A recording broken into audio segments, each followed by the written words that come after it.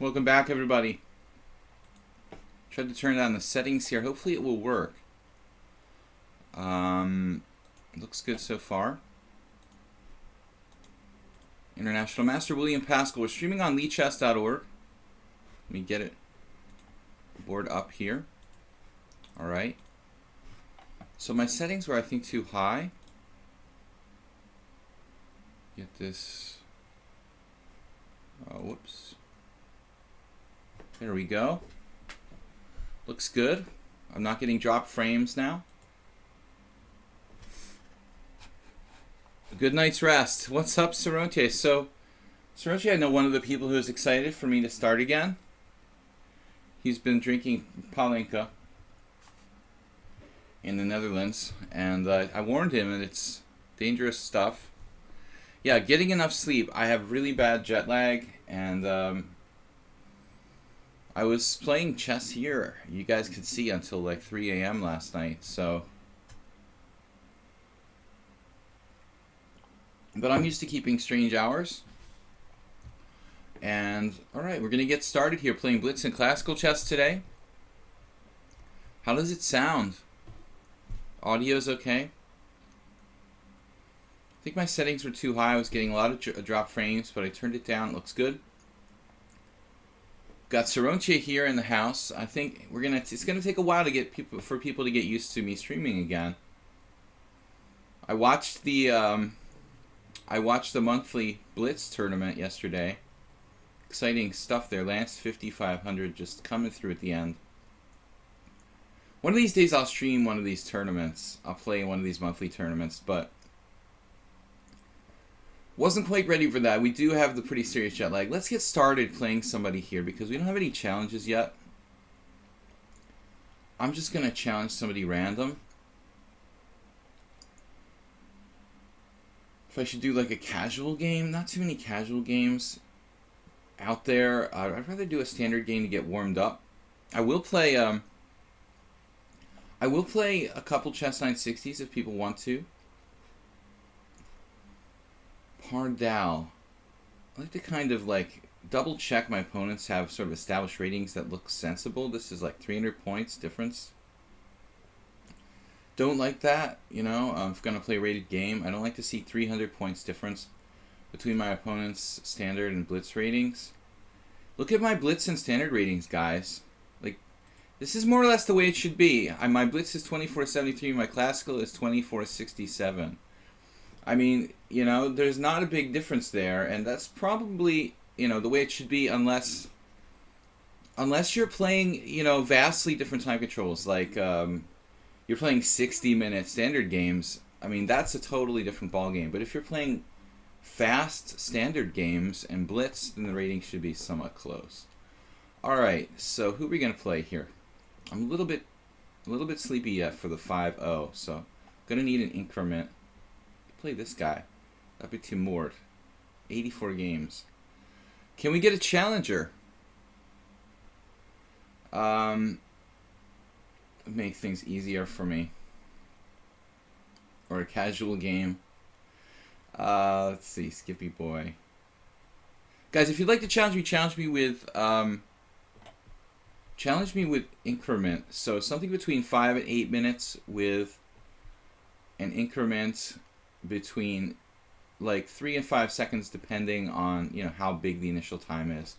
The bigger the initial time, you know, the less increment we really need. Here's a guy, GM Mazonka. 433 games. Actually, I wouldn't mind him. Let's try this guy. Alright, he looks legitimate. I mean, he's got 500 games almost. It's 5-2. I prefer 5-3. This is a pretty fast game, but I've been playing a lot of blitz now, so I feel like I'm up to speed. This guy is fast. GM Amazonka, and look at him just reeling off the Richter Rouser with white. Like, oh, he's not afraid. I'm just 500 points higher. It's no big deal. I played Queen A7 there. I'm playing a variation I don't normally play, which is really a good thing. Oh, dude, look how fast he's playing. Wow. I don't even play this variation. He's reeling off the moves like, you know, he's a browser expert. And I already made a move order mistake.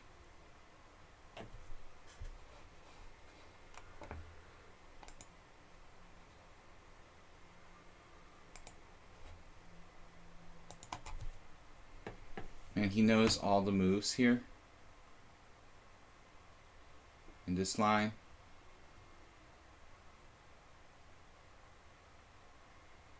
Great, so I got this somewhat questionable opponent already. B5, like E5, B4.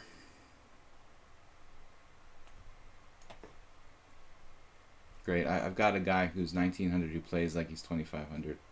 Fantastic. Okay, finally he makes a sketchy move. Actually, not a sketchy move. He does block the pressure on the file at least with that move. And the last time I played, the only time I ever played this position was probably with white. Against the Scottish I am Andrew Weir. I don't think I've ever played this variation for black. Look how fast and well he's playing. G5 takes. Knight H7. It's a very, very risky variation for black.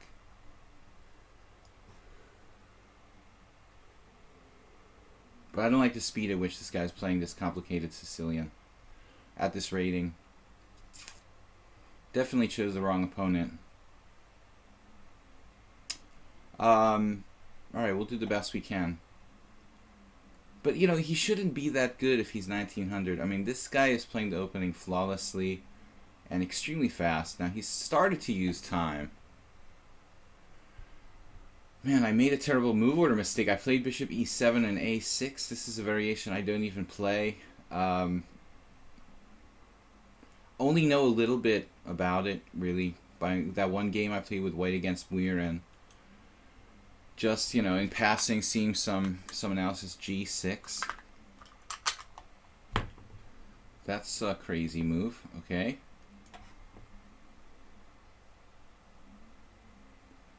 What if we go into some kind of ending here?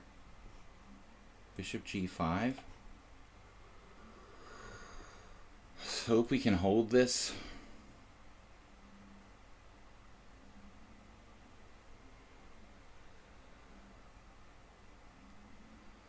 I have to adjust my notes about the stream times. Thanks for that reminder, Sarontier. Alright, so far this guy is playing like God. The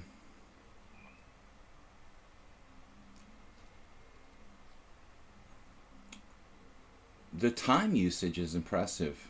I mean, I'm an international master, and I played the Sicilian all my life. Even if I don't know this variation, I have a good kind of general knowledge, but the confidence level from this guy and the speed at which he's played this complicated line, it's not normally, you know, you don't see that with someone who's like 1997. They would at least think about it a little bit longer.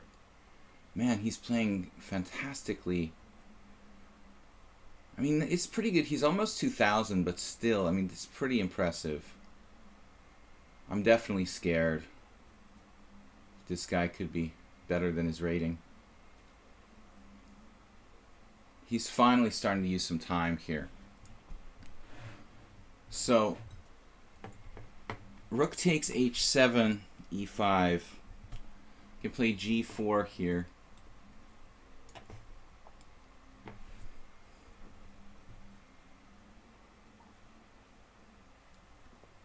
With the idea of knight e5.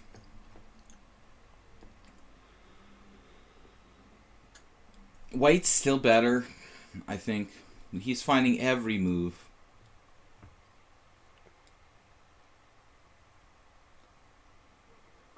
White's better positionally with the outside passed pawn here. I get this pawn back. But this is not the way a lichess 1900 should play. Way too good, way too fast, way too confident. Yeah, this gotta vet our opponents a little better. But no, it's still, I'm in the game. I mean, I may not be lost here. This is just kind of unpleasant. Kind of unpleasant. But I'm probably lost. I'm a pawn down, right? I'm a pawn down. Technically lost.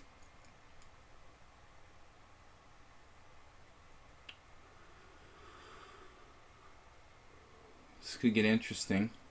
Probably better not to do that. Better to not do that. Looks like my only chance is going to be on time to beat this guy, actually.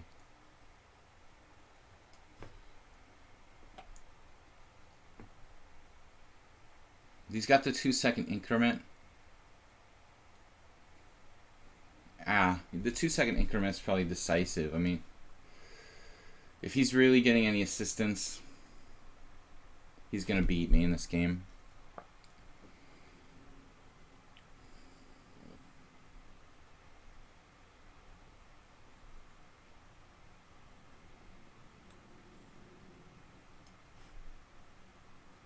Want to overprotect g4.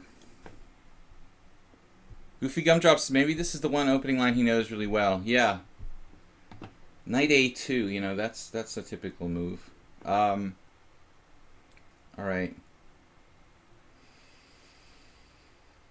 Rook c7.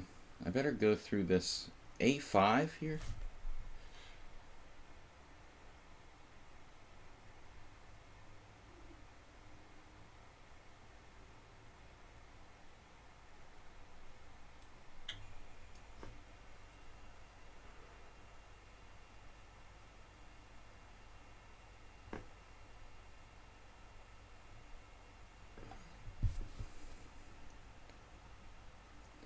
I just don't like playing random opponents. So now the question is, if he plays knight b4, and I take on e4, he takes on a6. I'm clearly worse there. He went back to c3. That's a strange moment of hesitation. Wow, I'm really surprised to see that. Rook c7 or something.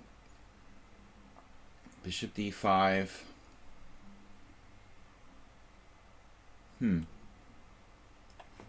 Alright, I'm happy to see him hesitate. Knight b4 looked better.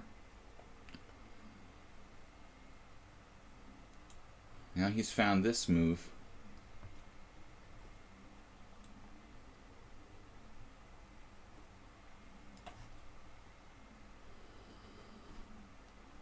Rook there.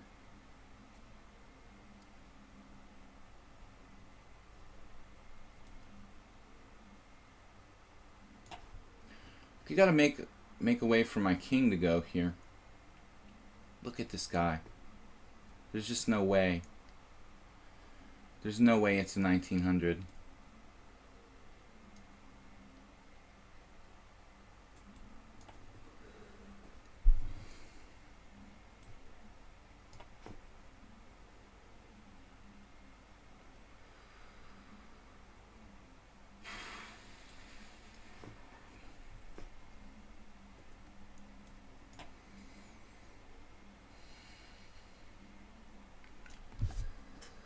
I mean, you've got to be at least FIDE 2100 to play like this, basically.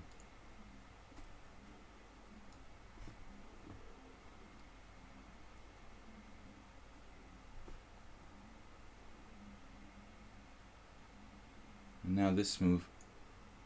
It's a timely move. Should get to the center. Just play f6 maybe. Okay, 8. Alright, man, he's fast. Good and fast.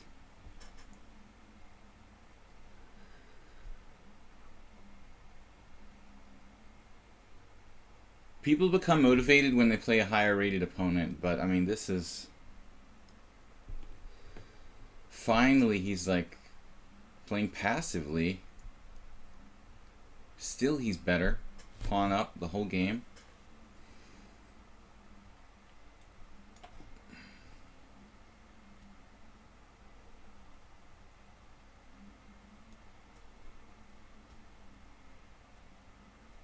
Knight f3.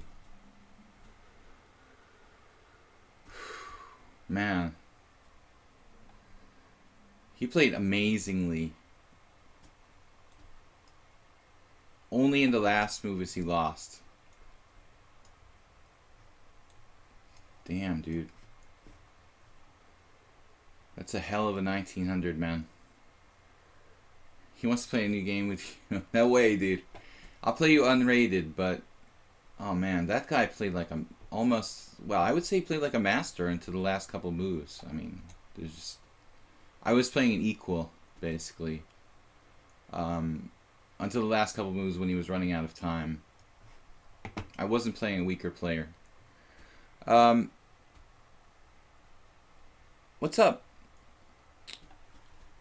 Soroche. Your bullet there? Oh, DST is 2400. What? You're a GM on the FIDE online arena? Sorry, I was a little busy there. You're a GM on the FIDE online arena. That's awesome, man. DST is going to be famous. No, seriously, congratulations. Okay, Pawn Spanker is challenging me to 5-5. Casual. Alright, since it's casual, I will play Welcome Everybody. That was a random opponent who gave me a real scare there. Good morning. Guys, I'm a little bit out of it because I do have jet lag still, 4 days after traveling. Pawn Spanker with the openings, man. I remember, yeah, this, I had a very old book on the Alekhines defense. This was mentioned in there. So, well, I mean, I think I just take, I don't have to be fancy here. And maybe we have some kind of space advantage here. We're like a tempo up on some kind of normal lines, I would think. There's much more aggressive ways to play. I don't know how good a game that was, Mike. I was really, really worse. I tried my best, though. I really did. It was pretty nasty. He was reeling off the moves so fast in the opening. Like, yeah, it's like he plays that line for black or something. I mean, it may be a case where I literally did play like a line he plays himself or something like that. Now, if I play knight f3, yeah, I should play knight f3. I don't know, I'm afraid of queen e7 check here, bishop e3. I put my knight on the most aggressive square. There's no bishop g4 or anything like that. You know, he's got a pretty good game because he's traded some pieces, and when you have less space, exchanging pieces really helps. So I'm not sure if, I mean, objectively, the bishop d3 is really a great move trading pieces here. If I had this to do over with, maybe I would play a totally different setup. You know, I don't know. I can't castle queenside after bishop f5. Maybe I should play something sharp like knight e2 and knight g3 and try to punish that bishop on f5. See, here we've got at least time to talk about the game. But this is not really my kind of position that I really like to play, honestly. So, again, I'd be like inviting exchanges of pieces with bishop g5. Welcome, everybody. You'll buy me a ticket to Oktoberfest. So, white doesn't have too much here. Knight g8 Alekhines. Alekhine. I hate pronouncing that name. Because I learned to mispronounce it when I was a kid in America, and I never really corrected myself. But when I learned how to say a name, after first learning how to mispronounce names, Often find that hard to break the habit, like saying Aronian. Anyway, guys, it's great to be back. DST, welcome. Triaxial Bull. Which opening did this come out of? Were you talking about the last game? That was a Bishop E7, Bishop D7 rouser. I don't know what that goes by, that variation its name goes by, but man, I have like nothing here. Absolutely nothing. So if I take, I have a bad structure too, which is wonderful. Something to be said for developing a piece here. Letting him take, I'm still going to get the same structure. I could play B3. We are ahead in development, but yeah, I'm not going to repeat this experiment. Man, the openings, you guys, the second opening I've like blown, and the first one I was just like a pawn down.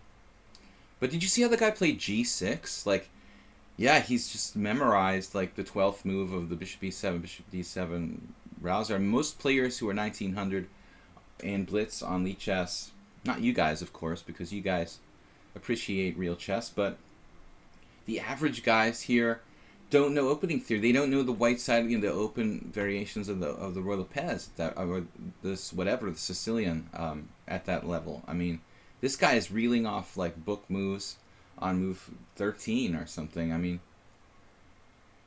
whew.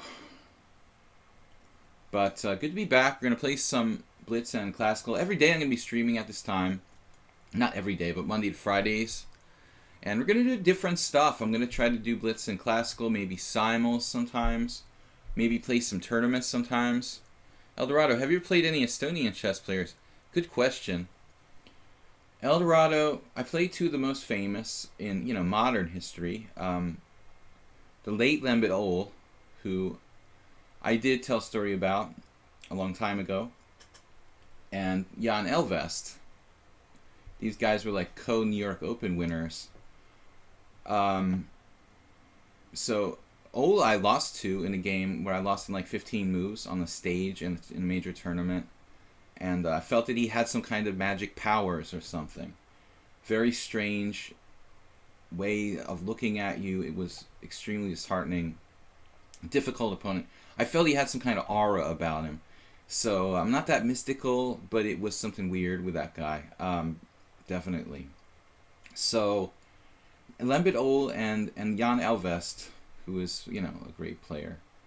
I have played other Estonian players just online, I guess. So I only played the best. The best of the best. Knight on B to D7. Younger generation, none. Man, Pawn Spanker, man, I have nothing here. I could play C5 and just try to like keep the space advantage. C5, B6, B4. A5, A3. It looks like unconvincing.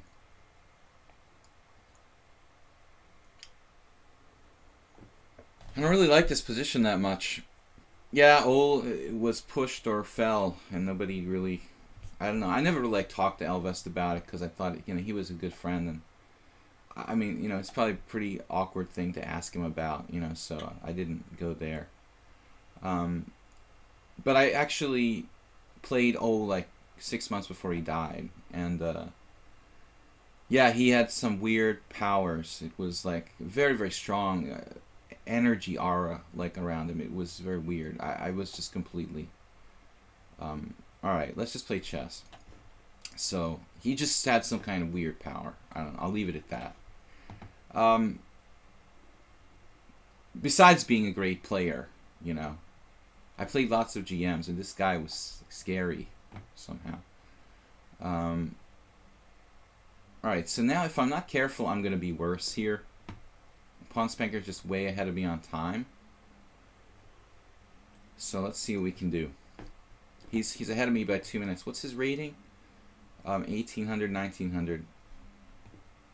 Man, he's playing well too. Everybody plays like a GM against me. Highly motivated to beat me. You put yourself on the stream here and everybody wants to beat you. I don't know what it is, but I'm just kidding. I'm still a little jet lagged, guys. Didn't get a lot of sleep last night. Wait, who is this you're talking about? The late Estonian Grandmaster Lembit Ol, who was a 2600 GM. He's the strangest feeling I ever got when I was playing somebody. Like, he just had this aura about him of power. It was very strange. I felt completely intimidated, and I'm not that easily intimidated. I played a lot of GMs. This was earlier in my career, but I'd still already played tons of GMs. I'm not, like shaking, when I'm playing them, and I just felt like this guy is, this weird energy I got from him. It was really weird. Anyway, so Pawn Spanker and I now are in this position where white is slightly worse structurally. But on the other hand, black's not really active yet, so hopefully my active pieces compensate for the pawn structure deficiency. I would probably choose black if I had to choose a side in this position. But on the other hand, there's not that much he can really do. Pretty flawless game. So I guess the file here, I'm going to want to double on the file, but I couldn't play rook e2. Rook e4 looked very awkward. Rook e5, a bit weird. I'm slightly worse now. I feel that with two professional players, the shot should probably be a draw. It's not really enough for black to win based on the isolated pawn, but you have to play it carefully and keep your pieces active. And it's not fun to play with white this position. Boomerino, you just started at rank 1497 on lichess, playing 1510 games. At the moment, play only Roy Lopez, an Italian game as white, and mainly basic Sicilian. Opening recommendations for an amateur. Well, I mean, it sounds like you're playing pretty mainline stuff for white. And let's get some double rooks going on. It sounds like you're playing sophisticated, advanced openings. I mean, that's a good start. A lot of people here who are much higher rated than you probably don't even know the names of those openings. Honestly, the level of opening knowledge on lichess from the amateur players is not that high. And, I'm constantly like kind of frustrated because I can't get a lot of like theoretical games when I want to, I mean, if I study mainline openings and I want to play some games, it's sometimes hard to find opponents who play the mainline Sicilian or the Spanish and Italian like you're talking about. I want to play the Spanish, for example, with black, and it seems like nobody plays bishop b5. So that's a good start. You have like very fundamental openings worked out. Choosing openings with black is going to be important, obviously. So here, I don't know, knight f6 blocks, knight e5 blocks my knight, and a3 kind of weakens my pawns a little bit, but I don't want stuff coming in on b4. So I feel like this is, this is a casual game. I would try to beat him if this was a rated game, but honestly, I mean, there's more players here waiting to play. If this was all about rating points, I would try to win, although I'm slightly worse. But here, I have no problem offering a draw in a casual game. So thank you for the game. Mr. Two Eyes, and by the way, guys, challenge me to 5-3 to up to 8-3. Or 5-5, but anything between 5 and 8 minutes with a minimum of 3-second increment. Mr. Two Eyes, challenge me to 5-2. Alright, I'll accept the challenge, but normally we need like 3 seconds. This is the same time control as my first game. It's a little too fast for like really good commentary. Good game there, buddy. Oh, your dad went to the same school as Old, just different class. Well, that's really interesting. Yeah, you have to ask him about him for me, okay? Because, I mean, I heard he was a little crazy. Like he was kind of eccentric, but not. I don't know a lot of details. Now, Mr. Two Eyes, he's playing the Averbach. I hate the Averbach. Another guy who knows the opening really well. He's got this discrepancy in ratings. But, 200 points is not that big a deal, and it's only 100 or less games. Alright, so against this variation, what was I playing? H6? Man, what is with this? H6, bishop e3, c5? It doesn't seem right. That just sort of drops a pawn. I have this strange feeling I played that against Palatnik. H6, bishop e3, c5. I don't know, man. I mean, that doesn't look right to me. I'm going to just play something amorphous. When you don't know what to do, try to confuse them with like c6 and a6. Because I just, Soltis actually, Grandmaster Andy Soltis, wrote a book called Confessions of a Chess Grandmaster. It was published in 1990. And it's quite dated, but still it has a lot of interesting games that Soltis played. He was a good King's Indian player, and he still is alive. He doesn't really play anymore. He hasn't really played since the 90s, since the early 90s, but in terms of playing the black side of the King's Indian, if anybody out there wants an interesting book, or to find an interesting book about the King's Indian, that's something I could recommend. So Mr. Two Eyes playing the opening extremely incisively. Rook d1. I mean, that's pretty strong, dude. That's really a very strong looking move. Another guy who's 1900, who's scary, like. Queen a5, I almost want to play here. b5, e5, knight e8 I'll have to do. Against the Pierce defense.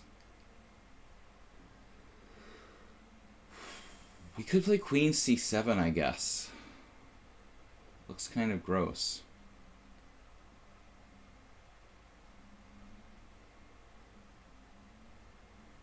Another really scary opponent. I don't know, you guys. Queen a5 doesn't look right. Queen c7 doesn't look right. b5, we'll do it. I'm playing the Pierce, basically. This is not a King's Indian. This is more like a Pierce. It looks really, really, really dubious. He's playing very perfectly. Knight e5.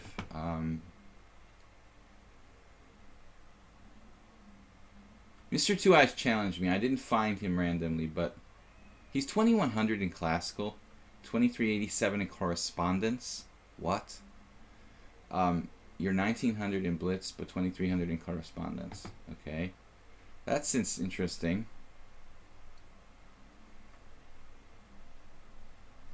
So, yeah, I mean, there just really shouldn't be more than 300 points difference in any of your ratings, in my opinion.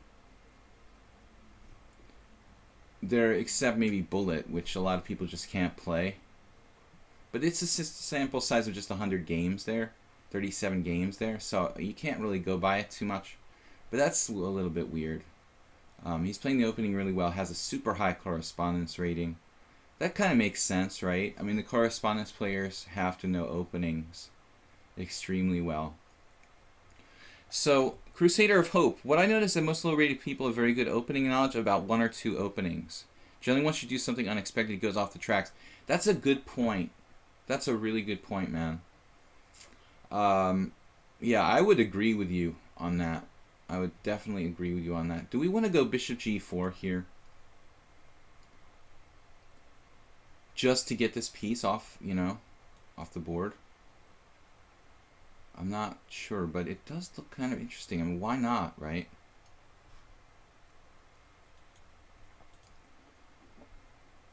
Mr. Two Eyes, I mean, he's playing, like, ultra aggressively.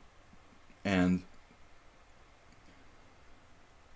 sometimes players, like, when they get in strange positions, this was like, what, Averbach King's Indian. But when you play stuff like c6 and a6, don't do like what they expect you to do. You don't do the standard type of setup.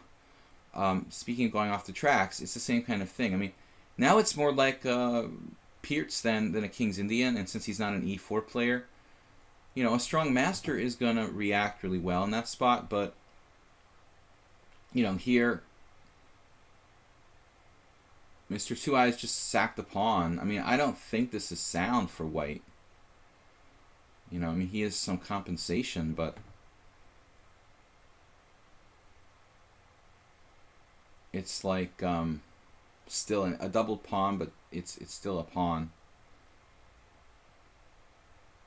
So I've been doing this kind of stuff in many different variations of the King's Indian with a6 and c6, basically to get out of book. And that's what Soltis did, and that's why I'm recommending you guys, if you want to play the King's Indian, check out that book, Confessions of a Chess Grandmaster. It's not like the guy played perfect chess, but he's a grandmaster and he played a lot of interesting games in the King's Indian, so highly recommend it. That's one book I really studied recently, Bishop G4. Positional player, Mr. Two Eyes. Strong positional player. F6. He's threatening bishop takes d7 now. It's pretty awkward. Man, this guy's driving me nuts. So,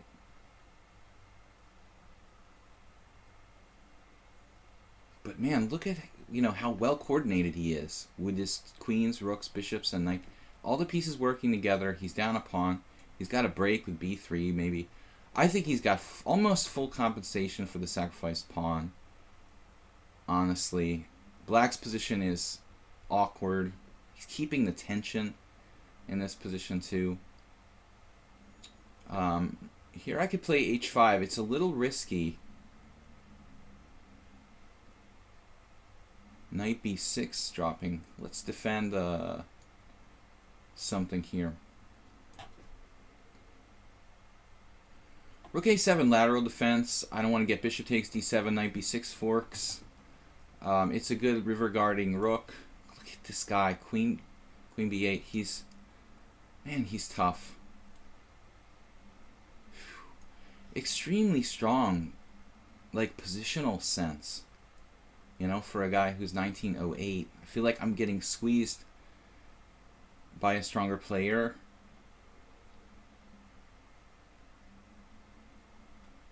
But still, I'm a pawn up.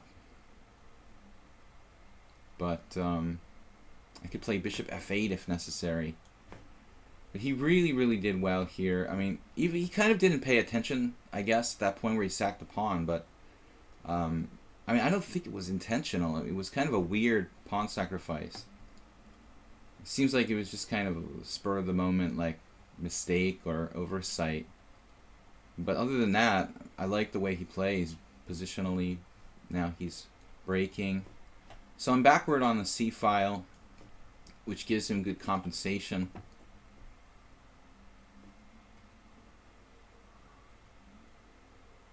Now c5 is interesting. Takes, knight takes c5. Knight takes c5, knight takes c5. It's probably about equal after that. It seems stupid to sack a pawn, though. But I'm really, really tied up. Mr. Two Eyes, he even has time to, like, commentate.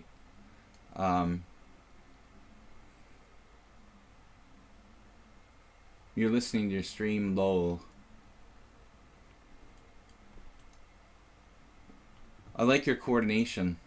Master strength player, I would say. Yeah, it's interesting. Lol. Alright.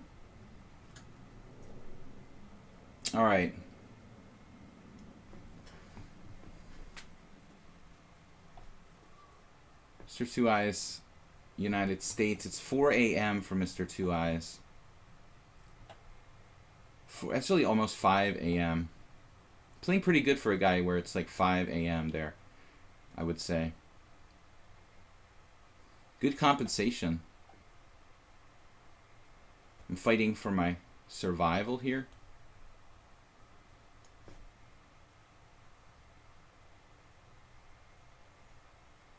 Just can't quite get in c5. Look at this play. I mean, this guy is just way too good for his rating. The 5-2 time control again. I had to give a pawn back.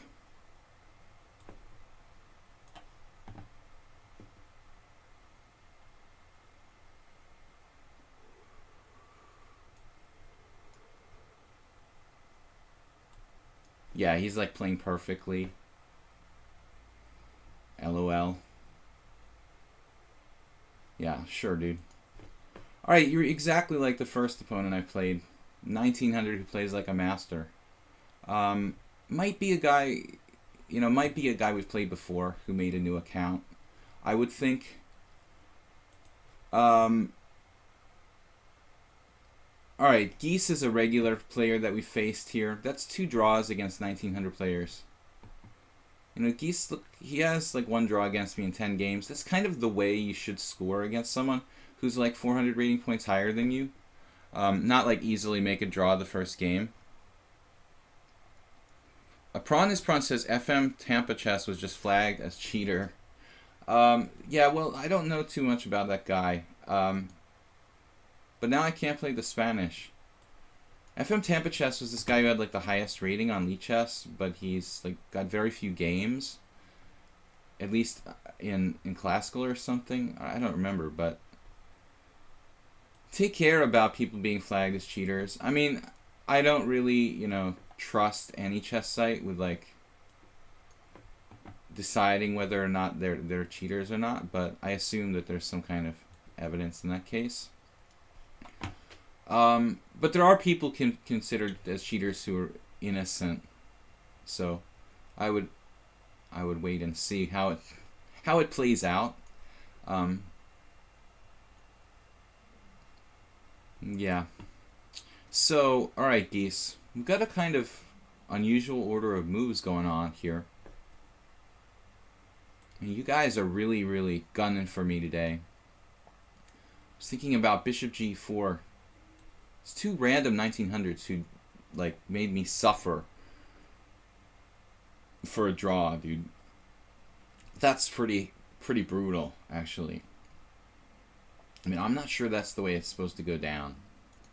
Thinking Bishop G4. I walked right into knight E3 there, actually. This position is a little weird with my knight developed out on C6 early. Normally when I play sort of C3 Sicilian, I play like knight F6 first. I know you're suspicious of my play. I swear I wasn't using any sort of assistance. I'm an Averbach expert, and I mean expert. I don't know as I've ever lost a game in it. Well, you must play a lot of strong players if you've never lost a game in it, man.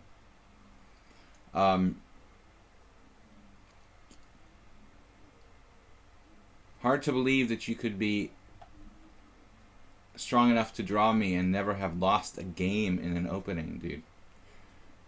It doesn't really sound reasonable. Every master's lost like lots of games.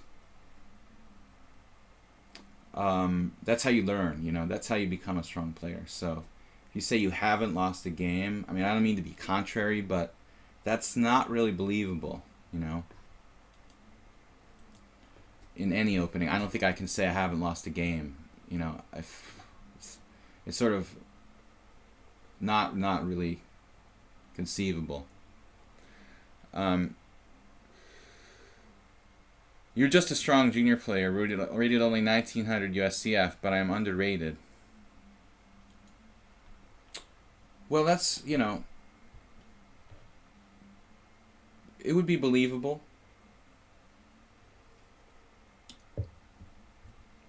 I just didn't like my first game today. Put me in a kind of paranoid mood. Although I didn't lose, the guy played like a god. But I thought your play was pretty strong. Triaxial bull, triaxial bull, pretty strong all around. But your ratings are a little weird, But you don't have too many. But this saying that you didn't ever lose a single game, dude. I mean, that's sort of hard to believe. Okay, if you played an opening like 5 times and didn't lose a single game, you know, that's more believable. But when you say you're an expert and you've never lost a game, I don't think you can be an expert in an opening until you've lost some games in it, you know. It's sort of a requisite thing. The process of learning usually requires losing.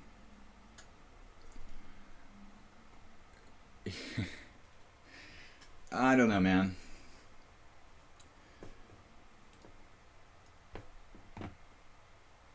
It's just, think about it. I mean, how can you be an expert in the Auerbach if you've never lost a game in it? We become strong players by losing, by playing games, by winning, losing, drawing many games in an opening. But they say not losing a single game is kind of weird. If you played it 5 times and you never lost, or 10 times, but every single opening that I'm an expert in, if I am an expert in anything, I've lost tons of games in.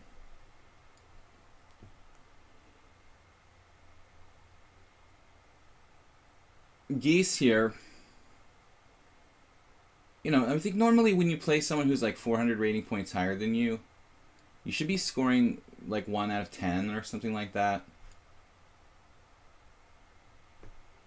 We could just take the bishop pair.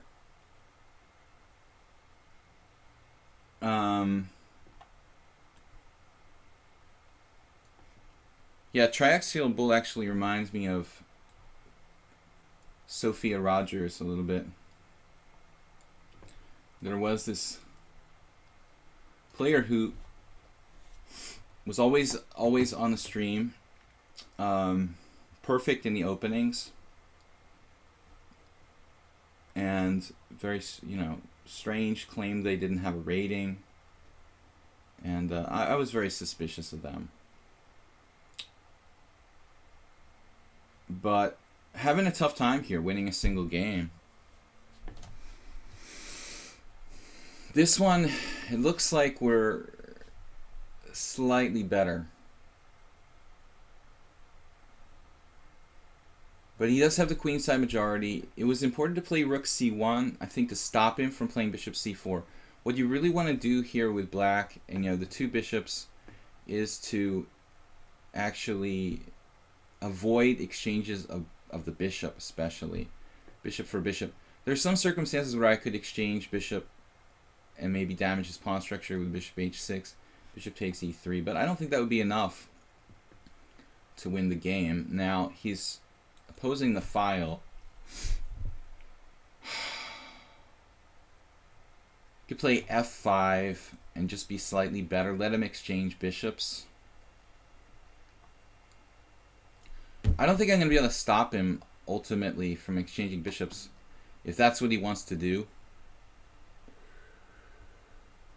Yeah, the legend of the stream. Well, triaxial bull fits the same. I don't mean to bust on you, triaxial bull, but you're just reminding us of fitting the right level for Sophia Rogers, who disappeared. I guess she's still on the site, but I had to block her because she was using an opening book against me. I'm not sure that she or he, I'm not sure that it was actually using an engine, although may have. Anyway, on to more positive stuff, guys. Let's talk about the future here. I'm going to be streaming Monday to Friday, 10 a.m. Central European time. Weekend streams are possible. It's going to be TBA. And here we go in the ending now. Geese did not trade bishops, which is bad for him. Why didn't he play their bishop c4 maybe? Instead of trading rooks on my terms. This is hanging a piece. Yeah. Yeah, actually, it's not so easy for him. I don't know. Maybe it's just a really tough position it's going to be quite hard to hold. He still has bishop back to e2. How about bishop h6 maybe? When you get maximum mobility for the 2 Bs here, Lonely Wolf, are you tired? I'm really really jet lagged, you know, so I don't mean to be too sarcastic, or I'm a little bit tired. I tried for the last 3 days to really sleep, but I have slept very little. Need to get into the melatonin or something. I've never actually tried it. I know that's recommended for jet lag. So this position looks like a good prospect for winning. I mean, two bishops with imbalanced pawn structures. You know, I'm normally winning about 75% of these kind of positions. So, guys, I'm just happy to be back. I'm a little bit tired, if you noticed, but Geese finally made, I would say it's clear blunder.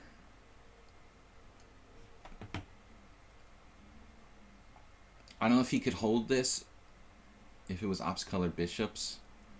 Like knight d4, bishop takes b2, knight takes e6, but that's not necessary. I can play knight d4, bishop c4 check and take on b2.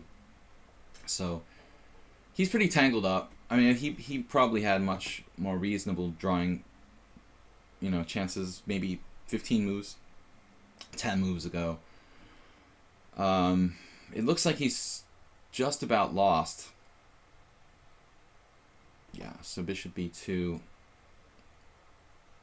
should win a pawn here.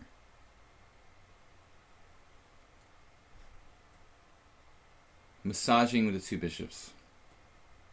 But Geese may be discouraged by his score, but I'm telling you guys that, like, you know, if someone is legitimately 400 points higher than you, you should score about 1 in 10 against them. You know, I have a lot of players who I played who were like 2,000 or even 2,100 who lost like 8 out of 8 against me. I mean, it's not really unusual. So, I mean, I'm a former 2,500 USCF player, so a 1,900 USCF player should usually lose against me. I would say that the lichess is maybe 100 points rating inflated, some cases, but it varies widely, as opposed to like FIDE. Although they use the Glico rating system, it's, you know, it's easy for rating inflation to crop up here, or just inaccuracies, because I'm kind of rambling now. Sorry, guys. But anyway, talking about ratings, Geese is not going to give up here.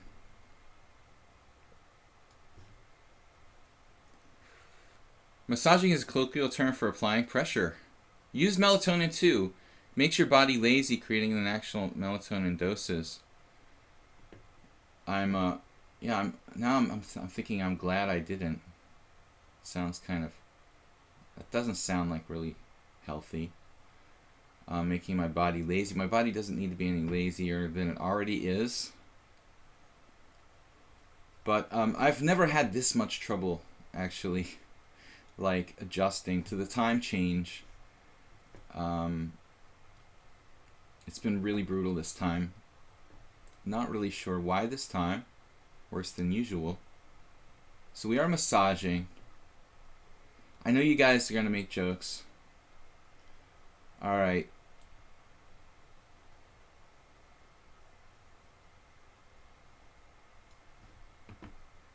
Those two bishops are just as good as it gets.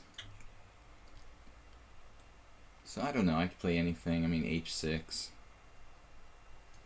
g5, create a pass pawn.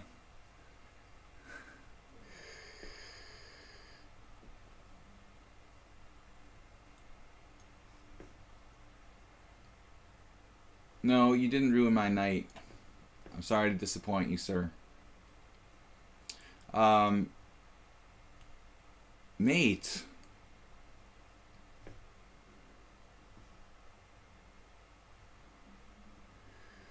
So,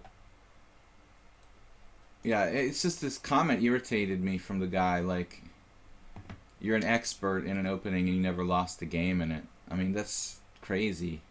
That, right there, like, you know that something's not kosher if they make a comment like that. Alright. So, Brainy Smurf is 2,500. Nice. But we're here to play you guys. I know you're challenging me to 5-0, but it's not good because I can't really commentate. Spartan Hoplite. Does anybody know who this is? This guy's been challenging me a lot lately. And I don't know who he is. He reminds me of somebody I know, though. He's challenging me to rated 5-5 standard. Let's let him play. But there's a Crazy House challenge. We're not going to do that. I know you have to re-challenge me to an increment game. Lonely Wolf is cool. Liberian A2 is cool. Like I said, I own the only book ever written on the Averbach. You own the only book ever written on the Averbach. That's an accurate statement.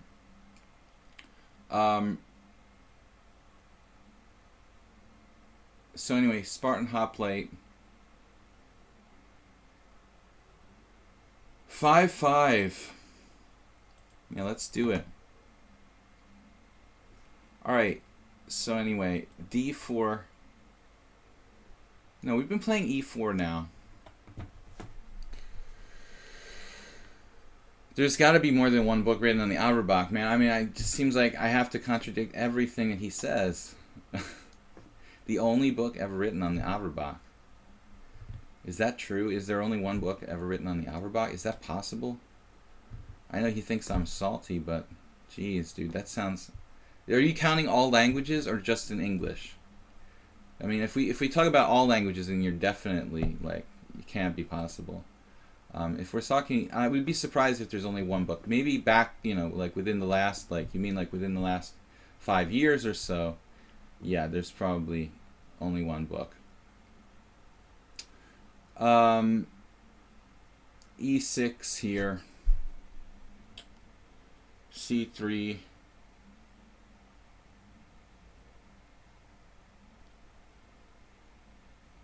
I thought I knew who this guy was, but judging by this opening, I'm totally clueless again. Yeah, I don't know who this guy is. We're going to be very careful against him. I don't know the Nimzovich variation very well. Or any opening for that matter. But Sophia Rogers does. She knows openings much better than me. Opening seems to be the reason why I'm not a GM. So, E6. I don't know this line at all. This is a rated game alert.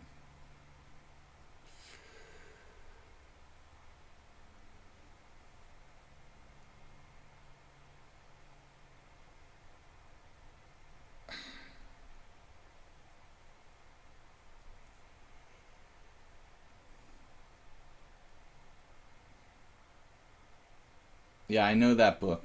That's true. That is a book I've heard of. But I mean, I have a feeling a few other books have been written in other languages. All right. Just whatever. Bishop E2. So Spartan Hoplite. It's a weird name.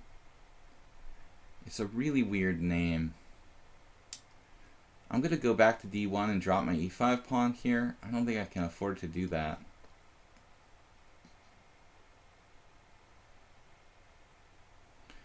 What is this guy's deal? 2,200. Relatively new account, only 300 games. It's been challenging me like crazy in the last 2 weeks. For a player who's never really been on my stream. Spartan Hoplite, are you here?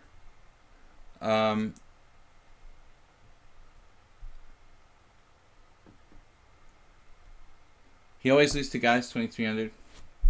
Yeah, I don't like his last move. I wouldn't retreat there. But he's piling up on my e-pawn.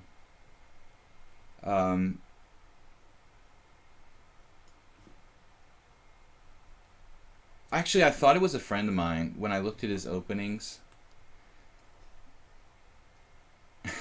Relax. I'm competitive now. Okay, he hears me, but Do we know you? I thought you were like a Hungarian friend of mine when I saw your openings earlier. But this Nimzovich Sicilian, if you're who I thought you were, then my theory was wrong. I mean, unless you started playing that. Are you a friend of ours, or are you just a mystery person? This position is Queen b6, definitely. So now do I want to sack a pawn here, or do I want to play the weakening b3? This is not the best placed queen. So b3 is not that bad. In this position, I can probably get away with it.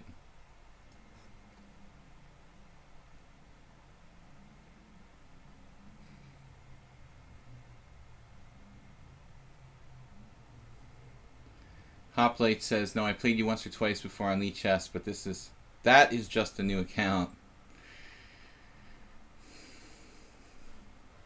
No comments. Still not wearing glasses. Yeah, I need the glasses. But I need it for reading, mostly. Small print. So, Spartan Hoplite. Weird name. I couldn't really get any inferences from that name. You know, I usually try to take people's names and read something into them, you know, about them from their name. But Spartan Hoplite, it's an interesting sounding name, you know, and I don't know what it refers to. So he's played this a little bit weirdly. I think it would have been most natural to play like b6, queen c7, bishop a6, bishop b7, with a knight still on d5 to try to exploit my queen. And he played knight e7, which is a little passive, and now queen b6, which was very natural, attacking b2, but also misplacing his queen a bit. So I think I'm not in love with my game, but I think it's okay. I don't like weakening my structure with like b3 and stuff, but it appears that I might not be worse, which is kind of the best I can ask for here, since I don't know this opening at all. I just keep getting in positions I don't really know at all. It's very funny. I don't think I've had one game so far today, which was an opening that I have a clue about. There was knight g8 Alekhine. There was a rouser that I don't play for black. There was an Averbach variation I never played in my life. And now this game. That's 4 games in a row where I don't have a clue. And now I better be careful. Well, he has to be careful. What about his queen there? What is going on with his queen? b4?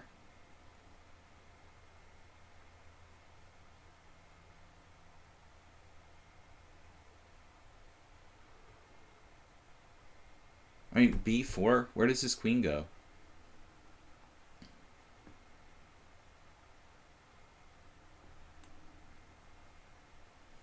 Am I hallucinating something here? I have like bishop d1.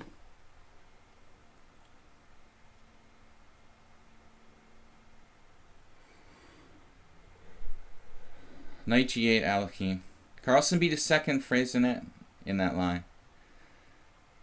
Yeah, speaking of books from the 90s, there was this old book, I guess, was it Albert wrote a book for Batsford?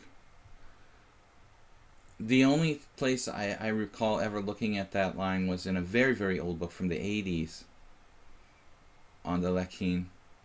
I don't remember who the author was. It was a Batsford, one of these old Batsford books.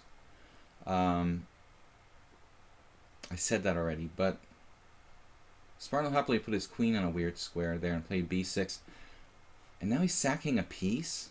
Whoa. What is going on here? I don't really want to self-pin, so I guess I'm going to play king f1.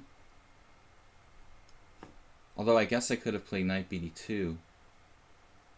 Then how would I get out of the pin after rook b8, though? No, I could have played knight bd2. I could have played knight bd2 and, like, rook d1, maybe. But, yeah, I mean, he's sacked a piece here. It looks incorrect for black. The position, I mean, not the move. He could have played queen a4. I wasn't sure. I mean, I saw I have, like, a draw by repetition with bishop d1, queen b5, bishop e2. Or I can try to win with bishop d1, queen b5, a4. But I don't trust white's position, really. I mean, it seemed very awkward and incorrect. You know, I don't know. All right, so his rook's hanging here. What?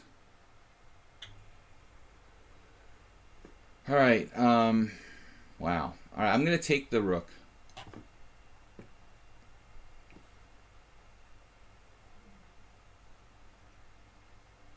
And use my only available retreat square.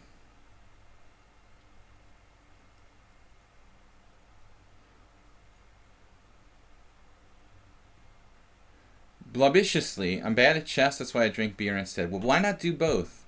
Triaxial Bull, thank you. That's the book. Yeah. So it was by Albert, and Schiller is what made me confused, because good old Eric Schiller, chess author extraordinaire. I don't want to diss him. I mean, he wrote some bad books and he wrote some good books too. He wrote a lot of books, good and bad. And now, rook c1 threatening mate, and I was prepared for that because I figured that's the idea. So we're just gonna have to give away a piece, I guess. You know, this was kind of my plan, to play knight bd2 when I thought I was winning. I thought I was winning here. I'm a piece up, a rook up, right? Maybe he has some... Alright, so we're not going to take back. We're going to play another move. I could play bishop takes a6 and queen e2.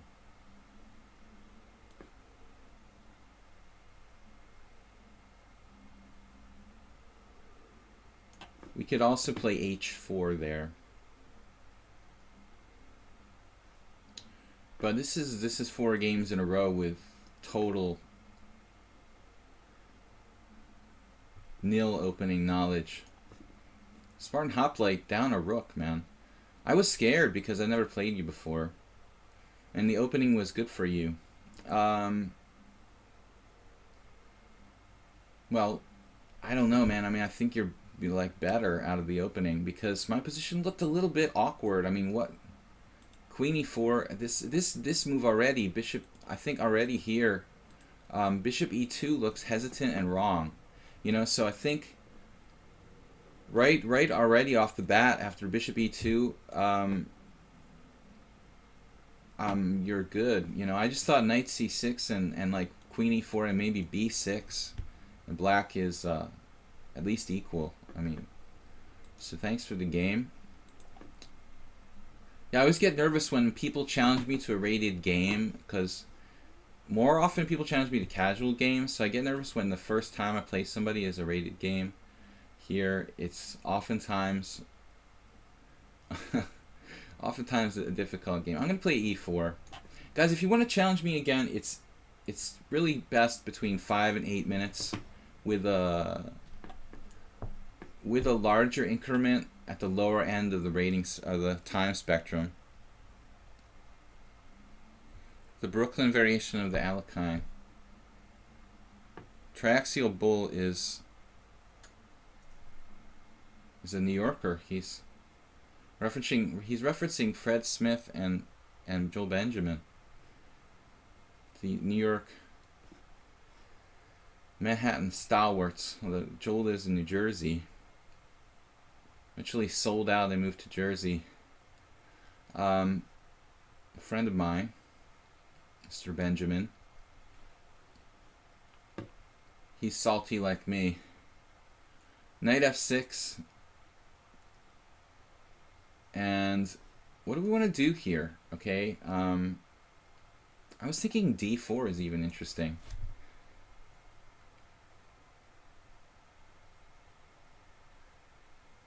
Kind of like d4. It's just gonna transpose. Actually, Lonely Wolf has done this before, where he played like an early g5 against me, I think.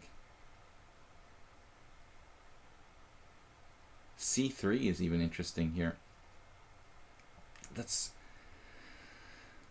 c3 is maybe not sound, I don't know. Knight takes e4. Highly interesting.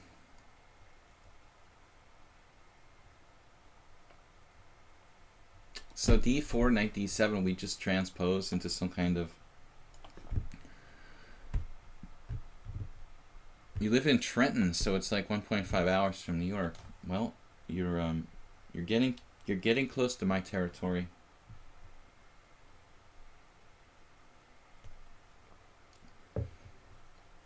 The border of South Jersey. d4. You see, now we have things in common. Trenton makes, the world takes, right? That's what it says on the bridge. Knight c3.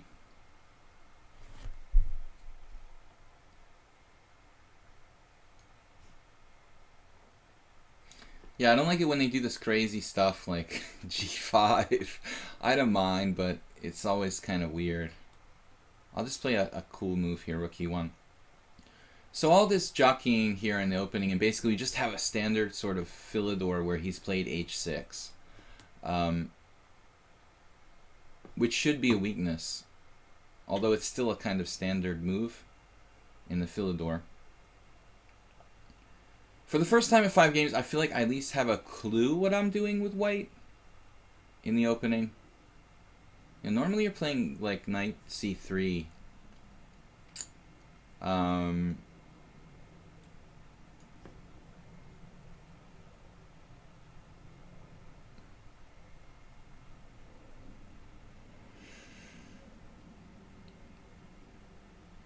Yeah, I know Trenton since I was in 1st grade, and I went to the planetarium there many times.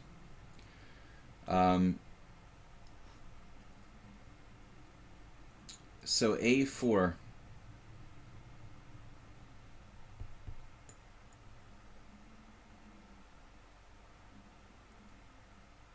Yeah, this seems to be a new trend in the Philidor, like not playing c6. I had a game against a guy where I absolutely butchered the opening, as usual, earlier this week.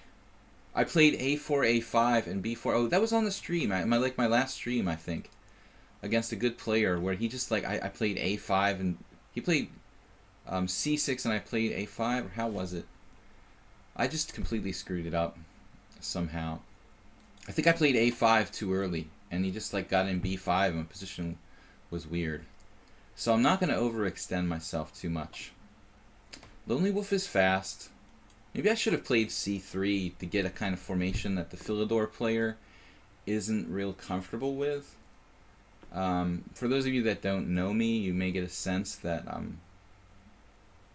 I'm kind of talking about a lot of stuff that's not like really concrete, like psychological. I'm going to just redeploy here. I like this position. It looks like a Pierce to me, and I'm going to change diagonals just because, although my bishop's good on this diagonal, I feel more comfortable playing this kind of like it's a hippopotamus or something. And this is usually the formation I use against the hippopotamus, for better or for worse. As you know, as you look at this position, it looks like a hippopotamus, kind of like a bad hippopotamus, where black doesn't have the fianchetted bishops. And now this move is the first mistake by Lonely Wolf. I think trading, and giving up the center here, he doesn't have a position where that's really justified. It's not like he's lost, but I think it's a concession and not one that he needed to make. So f4 is interesting.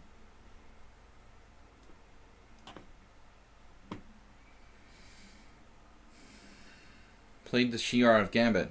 But it's not a pure Philidor, that's the problem. Yeah, g4 is interesting.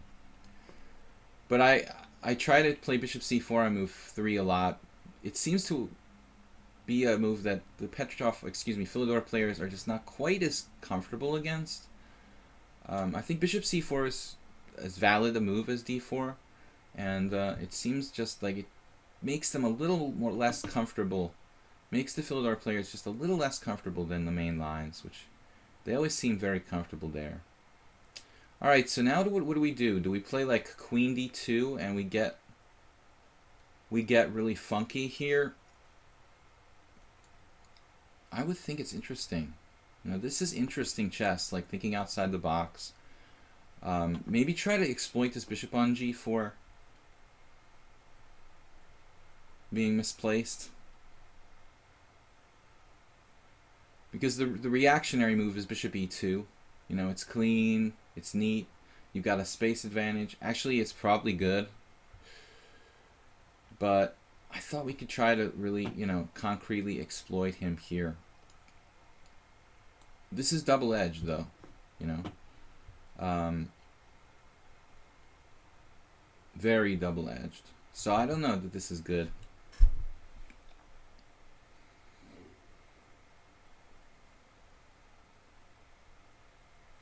Of course, he's got to be careful. I mean, if he tries to like strike back in the center, I might have e5 and start just overrunning him. And then we have less subtle threats in this position. So he's got time to think. Ever watch the theory of this line? Me never. Shuffle said, or Shuffle, he posted a challenge. Liberian Shuffle. Yeah, I see the challenge. Shuffle, it's all good. It's just notification. Do I play Crazy House? No Crazy House. Just Chess 960 if anybody wants to play. Yeah, my last Crazy House was like as a high school chess coach for Cambridge Regent Latin High School in Cambridge, Mass. And those guys were crazy about Crazy House, so I would play with the kids, but I don't really play Crazy House like of my own volition. Too much, you know.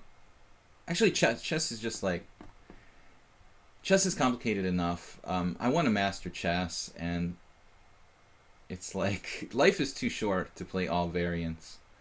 I just want to learn chess really well. Crusader of Hope, thank you. So everything's looking good, guys. We turned down the stream. So the video's good, the audio's good. This is my first time back in a week. Thanks for joining me. A European stream is going to be every Monday to Friday, 10 a.m. to 12:30. Saying a lot. I'm a little bit sleepy, guys, because I've been kind of sleep deprived. I have jet lag really bad, and recovering, trying to get over it. I was up till like 4 in the morning last night, basically trying to sleep. But enough coffee and I can get through the stream.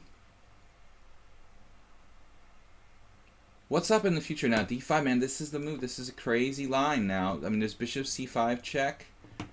I can try to trap his bishop straight up. That seems consistent, doesn't it? Try to trap his bishop straight up. Or we could do some prophylactic move here. And then trap his bishop the next move, you know?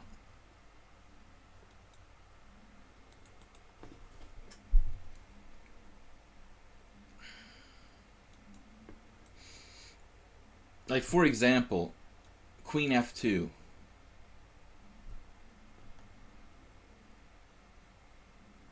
With the idea of h3. I mean, is there really anything black can do there? Or should I just let him play bishop c5 check? h3, bishop c5 check. King h1. Wait. Okay, we are getting a little low on time. I'm going to try this move. It supports f5. It kind of guards my king side. I could have played e5 too. That's very radical.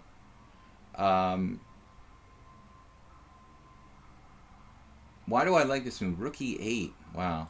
I don't know what that's about exactly, but it looks kind of scary.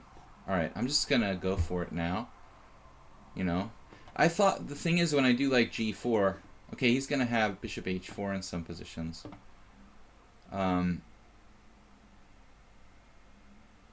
Pretty complicated position actually. I also have e5. e5 and f6. Queen f2 sort of supports f-file actions. This is very complicated. It should be good for white, but with this limited time, I'm not really sure what I'm doing. It looks... I don't know. Bishop h5, g4, knight takes g4, pawn takes g4, bishop h4. I'm not sure about that position.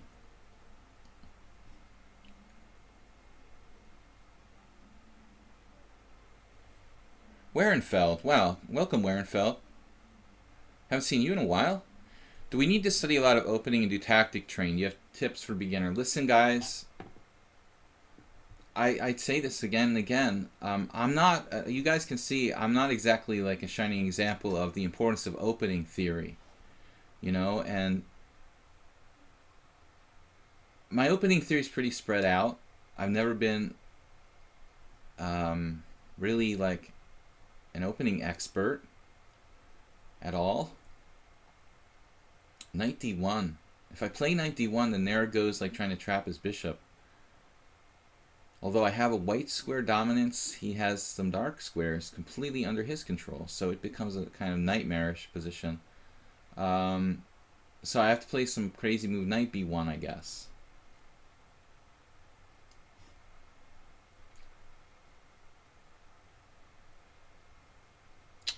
Knight b1 isn't too bad. I mean, it can bounce back in the game at d2. Knight a2 is not really, you know, maybe Richie Rapport would put it on a2, but that's a little too weird for me. I've had very bad experiences with putting my rooks on a7 or a2. I'm a believer in the original square retreat. Looks like we're winning a piece here for, or maybe winning like 2 pieces for a rook and a couple pawns. But we might have better. You know, I'm thinking like maybe I don't have to play g4 right away. You know, that's the key to the position. I think not doing this right away, making that move like after some kind of prophylaxis. He goes knight h5 now. That's interesting. Okay, so again, a situation where, I mean, there's all kinds of stuff going on here. g3. g3 knight takes, g3 pawn takes g4, for example.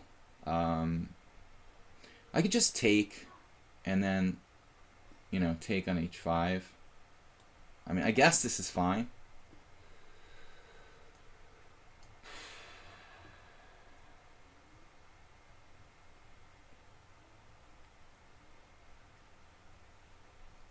We win 2 pieces for the rook.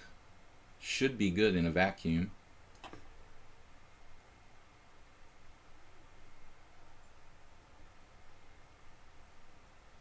Looks a little dangerous. I have bishop f4. That's going to be really important. If he plays queen h4, you know, to cut him off laterally, white should be winning. Although it was an interesting game, dude. I could have easily gone astray here.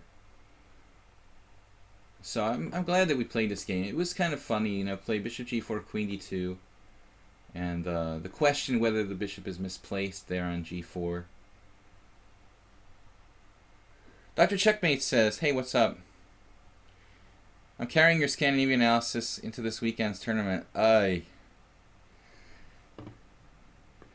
How dated is that analysis? I was looking at the Scandinavian last night when I couldn't sleep. And thinking about... welcome, Liberian, man. I was thinking about not so much the knight f6 Scandinavian, where I've done most of my like lectures on chesslecture.com and stuff. I'm talking about like looking at the queen takes d5 Scandinavian, and you know how people started to play queen d8. You know, even Carlsen won a game against Caruana with that. But I was thinking, how ridiculous is queen d8? You know, because you put the queen on d8 in the Scandinavian, and you're going to have to move the queen again, like 3 or 4 moves later, you know? Does that make sense? To play, like, queen d8 in the Scandinavian when you're going to have to, like, move it again? And there's people that have written a book on this. I'm sorry, but I'm not sold on that. Liberian plays my favorite variation, bishop g5 against me. So, we've probably played this before. Incredible Miracle. International Monster. E3.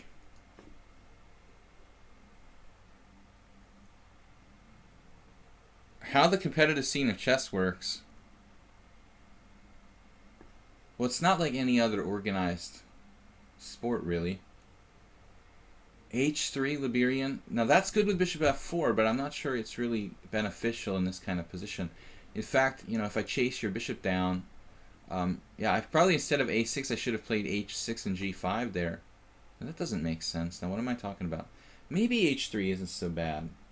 I've never played that myself. But now that I think about it, and I'm wondering if it's all that bad. The competitive chess scene, boy, complicated question. Well, there are tournaments. There's an international rating system for, like, you know, evaluating how good players are. There are national rating systems existing as well, which makes it kind of confusing at times. The United States has a rating system. The world has a rating system. Call it rankings if you like. But there, you know, there are tournaments all over the world, privately organized. So it's a pretty complicated question to cover. I'm going to sink this knight in on b4.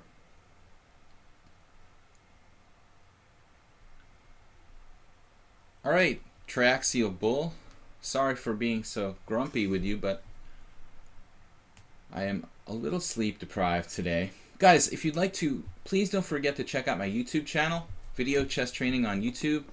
I haven't been like creating new material there in a while, but I will be starting this week or next week. So check out my videos. I've got all kinds of material coming your way. Basically, opening analysis, game analysis.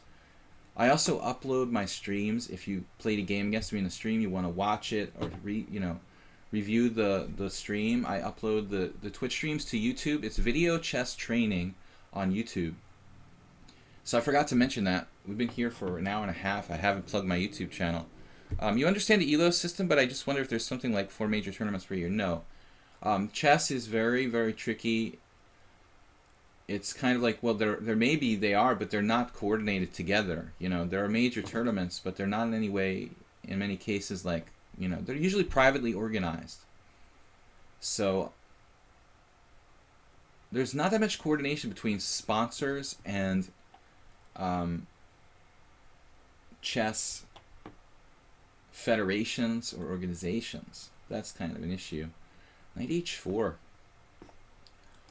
I could play knight e4. I don't like giving out my bishop here. I'm not a big fan of the d7 square for this King's Indian bishop. Never really does a whole lot on d7, but it's probably best to just connect my rooks. So Liberian seems like he's a little bit like making random moves. I mean, h3, knight h4. Okay, not entirely random. I shouldn't say that. He had a principal reason for playing that. But he doesn't seem to have a kind of cohesive plan here with white, you know, which you'd really like to see. What if I do h6 and then bishop f5? I'm going to modify it now. I can play g5. It's kind of weakening, but it might be interesting depending on what he does here. Liberian's a solid player. We haven't played a lot recently because I've been doing American stream time over the summer. The World Championship is different. There are many private tournaments, yeah. My next tournament, guys, it's not 100% confirmed, but it looks like I'm going to try to play in Harkine, which is in Hungary in November. That doesn't mean I won't play something before that, but highly recommend it if you have the time free. In November, the second week of November, I think there is a very good small open tournament in Harkine, southwest Hungary, at a thermal spa. So, really nice condition. It's renowned as a very good tournament. And it's not the first time it's been organized. It's a known tournament. Hopefully Liberian, you know. Actually, I had an interesting move last time. Anyway, Harkine.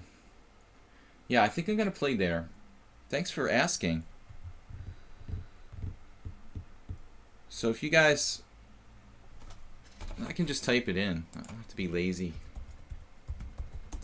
So if you guys... of course, I misspelled it.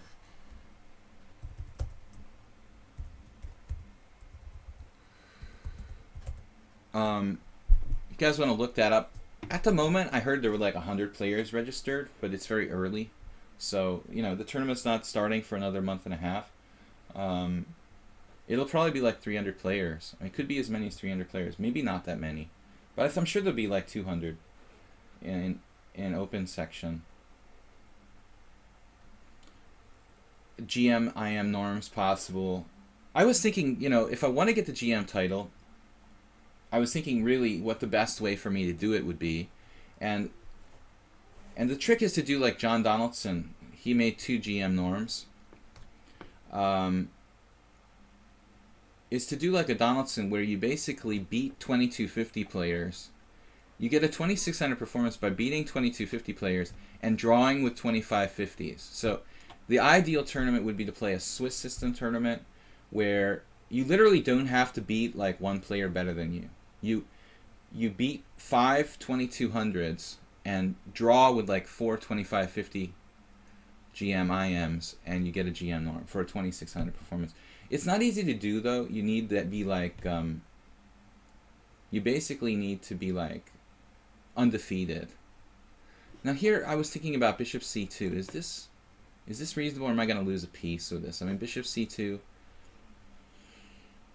it would be a better in some other circumstances where I had like an extra tempo, but maybe if I go bishop c2 g5.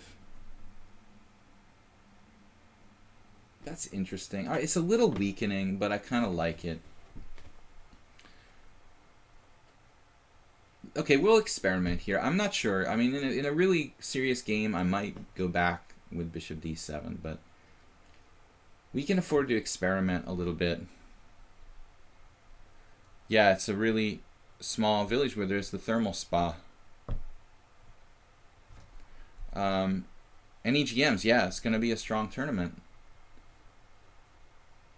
All the Hungarian active GMs will play, and quite a few, you know, players, no doubt, GMs from neighboring countries. So, and maybe not so neighboring countries. You might get players from like Germany and Sweden. I mean, so it'll be good. But I need to try to make a GM norm, and the best is Swiss tournaments where you can play a lot of players who are like old. I want to play old people and who are rated around 2200. That's my goal.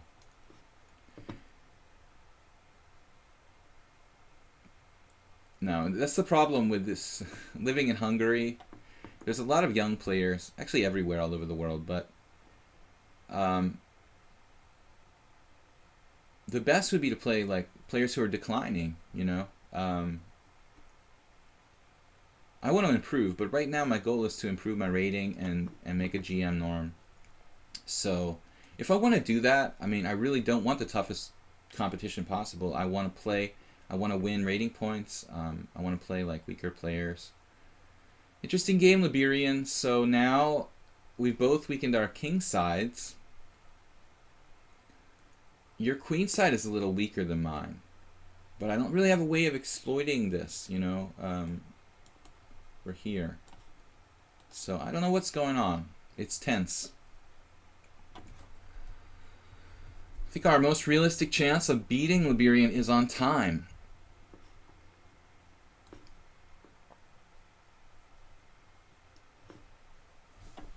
Tense game, man. I like this. It looks equal. I think it's about equal. Pretty safe assumption, right? You're threatening to win a pawn, sir. That's not really on the agenda. Take f5 or just queen b6. Queen b6 c5. Is that going to be a problem? Kind of wreck your pawn structure.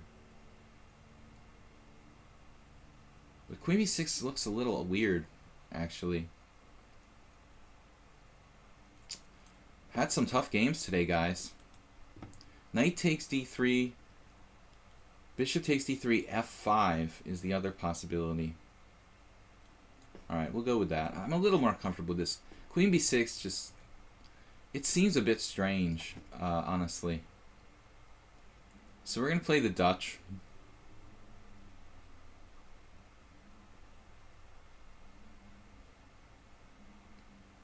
I like black a tiny bit better pawn structure wise here, but it's really close. Gulp. Can't say I saw that move. Yeah, that could be an issue. Didn't really want to play e6 here.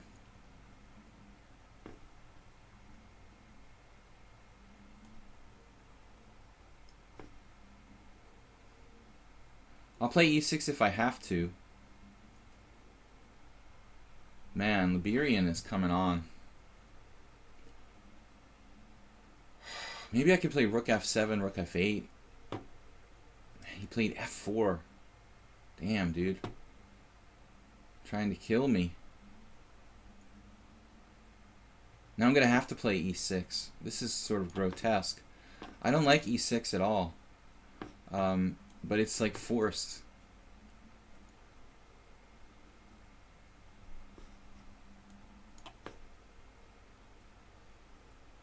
Now I'm really playing the Dutch. I just didn't want to weaken my pawns so much. We've been forced to make weaknesses beyond our control. Man, dude. Albania, right? Okay, well, what else can I do? I mean, this is my only move. f7. He's better now. Just a little. It's awkward for me to protect the h7 bishop. Man. There's a couple possibilities here. Resign. No. Liberian's playing well. The problem is, yeah, well, K factor. Well, there shouldn't be different K factors for young players, okay? That's craziness. So FIDE needs to do away with that rule right away. I don't know what the politics of it are now, but there's that absurd situation now where the Chess Federation rates people differently based on their age, which is totally insane. Almashi turned 40. Yeah, I didn't realize he was younger than me. I thought we were like the same exact age. So he looks older than me. He has really gray hair now. His hair is turning totally gray. Maybe, what do I do? f4 here? This position is sort of a disaster. No, I don't have to do anything. b6. b6 is further weakening. What am I doing? He's got queen h5 or something? Rook f6. Alright. Somebody said that Liberian is a real baller. Yes, he is. Apparently he's been practicing.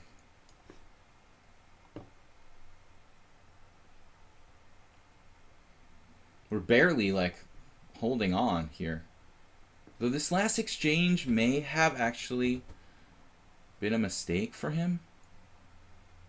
We have rook h6. Queen takes an f4.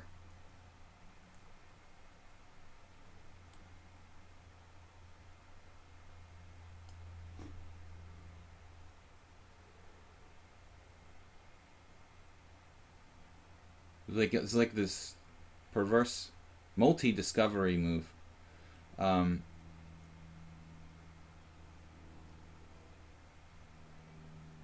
mean, I had bishop h6, which was a safe move there, but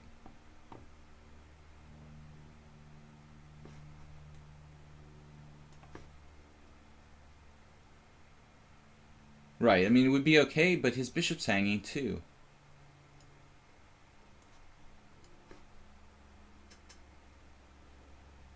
So it's like, phew. I mean, I think he was better, like, the whole game. A little bit. 2021. He's tough. This is one of the better games. He scored badly against me lately. This is one of the games where he's really had clear better against me. Usually it's about equal. So, Shuffle challenged me to 5-5. In Germany and Estonia make difference in age. Younger players get more points for the same tournament. I don't see why, you know. I really don't see why. I think it's unfair to the older players. Especially older players who started late, you know. Like, say you're 30 and you decide to start chess when you're 30. I mean, why should you be, like, not getting the same advantage when you start that a younger player gets? Maybe it should be done by, if you want to do it, then do it by, like, you know, how many tournaments you've played in or something, not by age. I mean, age is really arbitrary. You know, extend the provisional sort of stage of the rating system or whatever, but this making younger players, it's not fair. I mean, it also creates, like, havoc with the rating system. It totally creates, like, inaccurate ratings. Players will get, like, inflated ratings, then, like, blow off those points to other players who don't deserve it. So Shuffle playing g6. I've got guys playing my own openings against me today. I had bishop g5 Smistov. Now my favorite hypermodern. It is hypermodern, but my favorite hyper-accelerated dragon. Haven't really been scoring too well with this with white. I may decide to play something else. I did some videos on this on my YouTube channel, but whenever I play with white, it feels like black is doing all right. Now Shuffle 1541. That's a mistake, though. We had this against somebody else. Maybe it's not totally a blunder, right? Because he can transpose to some kind of one of these knight g8 variations. And then I had a game like this on the stream where the guy actually transposed directly into the Ponomarev somebody.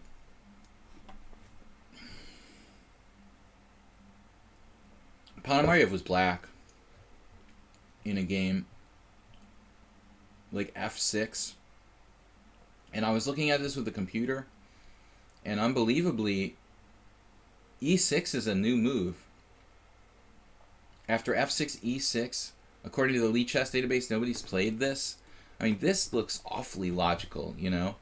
Now, of course, I don't remember what I looked at, but the computer was like, yeah, that's an interesting move. I won a really nice game on the stream against somebody in this.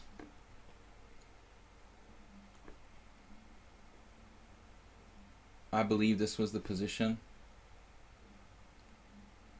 I hope the move order's correct. Is g5 a move here? I don't think so. Village Lord. So e6 now. The problem with e6 looks like it leaves this open. Schufel, he's playing very quickly. Bishop d6 looks like the right move. White should be slightly better after that.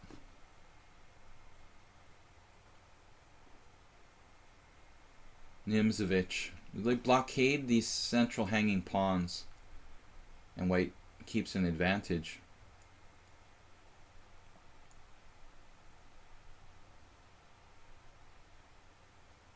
Pretty dynamic position though. I mean, very imbalanced, and one mistake, you know, with white and you could be gone. And I don't remember who Ponomarev.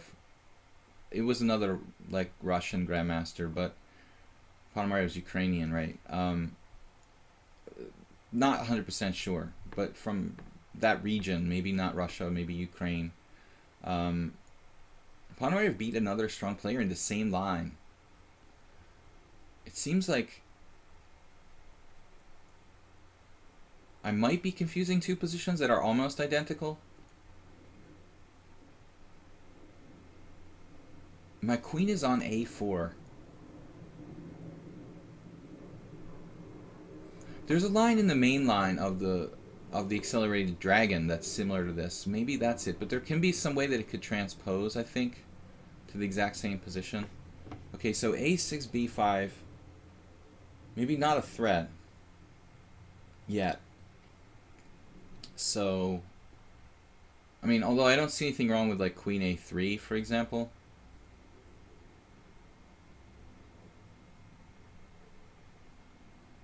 We just kind of keep a positional advantage. It's not necessary to play queen a3 right away because his rook is unprotected on b8. I can just take on b5. I think queen a3 is okay, but perhaps not the best move. I mean, I could play any kind of retreat with the bishop or just castle. Anyway, guys, thanks for joining me here.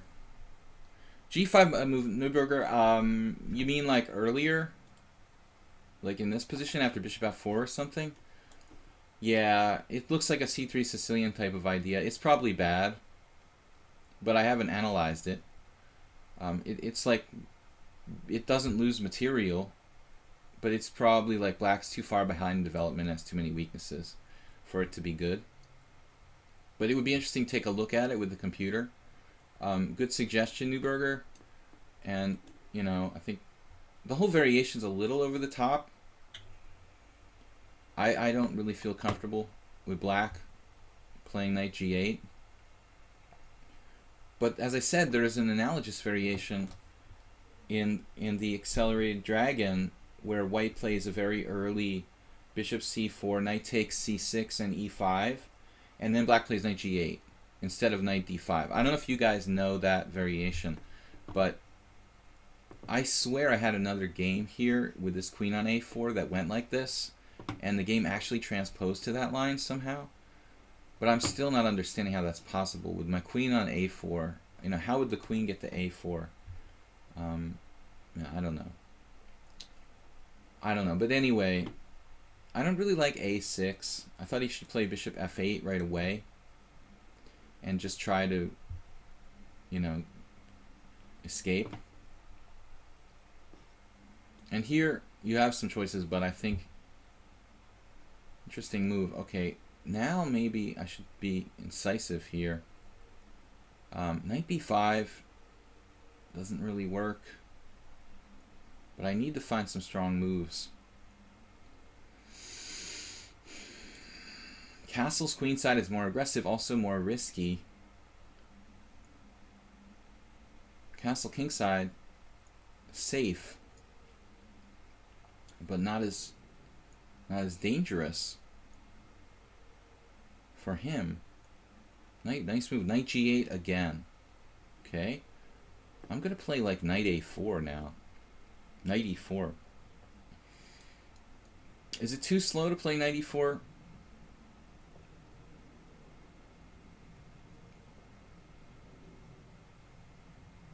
It's interesting.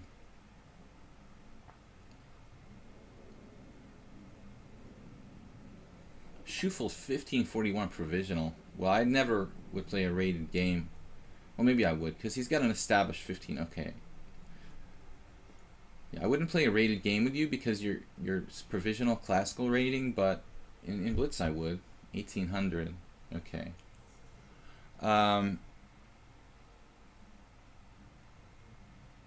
Liberian says, can you give me advice where I can improve my game? Well, I mean, Liberian, I think, like me, like your openings aren't really up to speed.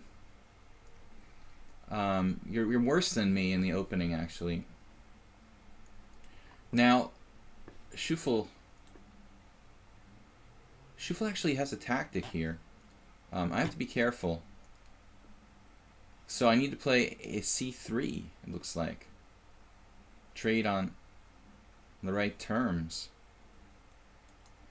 c3, take, b5. This is going to get really bizarre.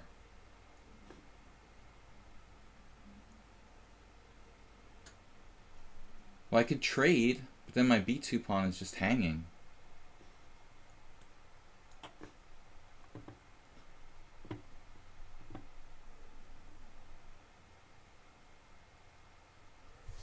Well, Schufel, yeah, I mean, to knight g8 twice, dude, I mean, is that really normal?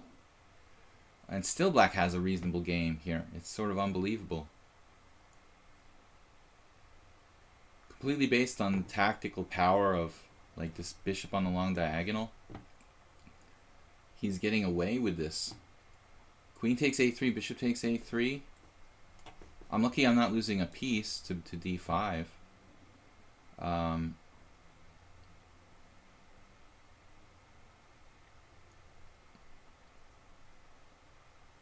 He played d5, though. I don't like d5 that much.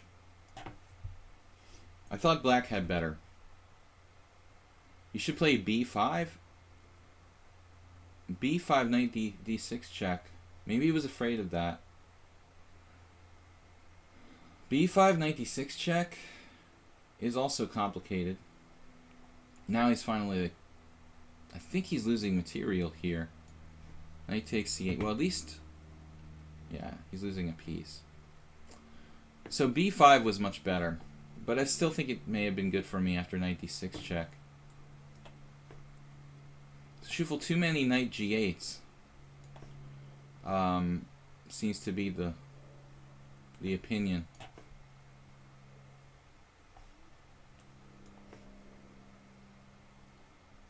Guys, I'm going to stream for another 35 minutes today. And we'll be back tomorrow, same time, same station. We're up a rook now. Yesterday I lost an amazing game in Blitz where I was up a queen and like I got mated in one. Did not see it. I actually wasn't up a queen. I actually won the queen getting mated in one. So I was up like 10 points of material. And didn't see mate in one. Yeah, too many knight g8, Schufel. I mean, it was amazing that your position lasted as long as it did. But I don't think knight g8 is recommended. Engine? Well, not this guy. Yeah, Schufel is not an engine. He tried, man, but he played knight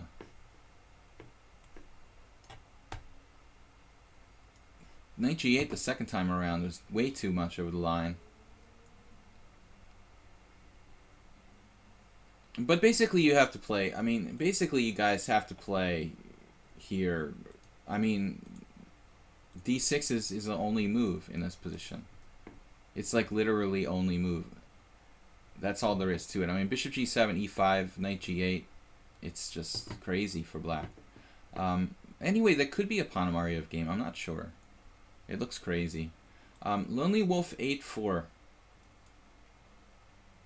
Did I already play you? Well, maybe we already played? I don't remember. Anyway, even if we did. There's no other challengers that haven't played me, so... We already played, didn't we? I'm crazy. Okay, well, take advantage of the fact that there aren't very many challengers, since if I'm an engine, I'm broken. Yeah, Yeah, I don't know if I played any engines today, but there were 1900s who played like God. Let's see if we have a 1700 who could play like God.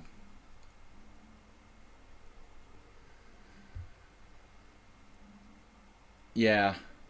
I already played... What happened? Lonely Wolf, why'd you resign? Why'd you resign, dude? Pawn Spanker we already played as well. Guys, we still have time, so... Usually I have like 10 challenges. I think that people just aren't used to me streaming now. So it's going to take a while for people to get used to the stream being on at this time. Please check out my YouTube videos. I will start making new material. Video chess training on YouTube. And if anybody wants to take lessons, I'm in the business of teaching chess. So please send me an email if you're interested in training. videochesstrainer@gmail.com. Pawn Spanker, we're repeating our other game. Interesting, so you're playing around with the c3 Sicilian with knight a3. I like c3 better than knight c4, to be honest with you. What I played d5 last time, right? That might be a mistake. I mean, not a big mistake, but maybe it's best to just like... Well, first of all, knight f6 is kind of interesting. Inducing e5 and then play knight d5. There's a lot of possibilities here. I don't know. I think I played d5 against him in the other game. Oh, you remind me of an interesting story, Pawn Spanker. Back in like around 1993, I played in this national U.S. Chess Federation event called the U.S. Class Championships. It's like a national tournament with sections for, you know, every rating class, and it's pretty heavily attended, or at least it used to be. So there was a funny situation that came up, you know. I was like 22 and, you know, obviously of legal drinking age at that time. And I showed up at this tournament really pretty early. I guess I took the train or something. I don't remember. It was in, where am I going? Knight g8. This is the best knight g8 yet today. Knight h5 is actually worthy of consideration here.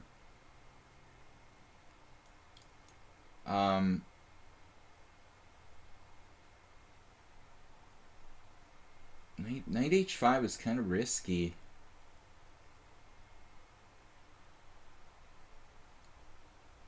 So anyway, the U.S. Class Championship, Pawn Spanker played the same opening against me twice. I played Sam Palatnik, Grandmaster Sam Palatnik in that tournament in the first round. I was expecting to play a very low-rated player because I was a senior master, and normally if you're 2400 plus, you're getting paired down in round one. So getting there hours before the round, I started drinking, thinking that I was going to play a weak player so I could, you know, sober up a little bit and be able to beat somebody very easily. But it happened that there was just not enough players. And so by some bizarre thing, there weren't enough players. I got paired with like Palatnik in the first round, and I was kind of drunk. So I was black in a King's Indian and lost in the Averbach pawn sacrifice line, and I was really upset because, you know, I wouldn't start drinking alcohol if I thought I was going to play a strong player or something before the game. So there was this option at that time to withdraw and re-enter the tournament, which is something that's been around for a while. And so I did, you know, and I came back the next day, perfectly normal, and I think I played somebody else and won the first round. But then in the second round I got paired with Palatnik again, with black again, you know, and it was this weird dispute that was going on. Like, nobody knew if it was like legal or not for me to play the same player twice in the same tournament if I had re-entered. And nowadays, the tournament organizers in the U.S. don't allow that to happen. But because it was like a new kind of concept, the tournament organizers didn't know what to do.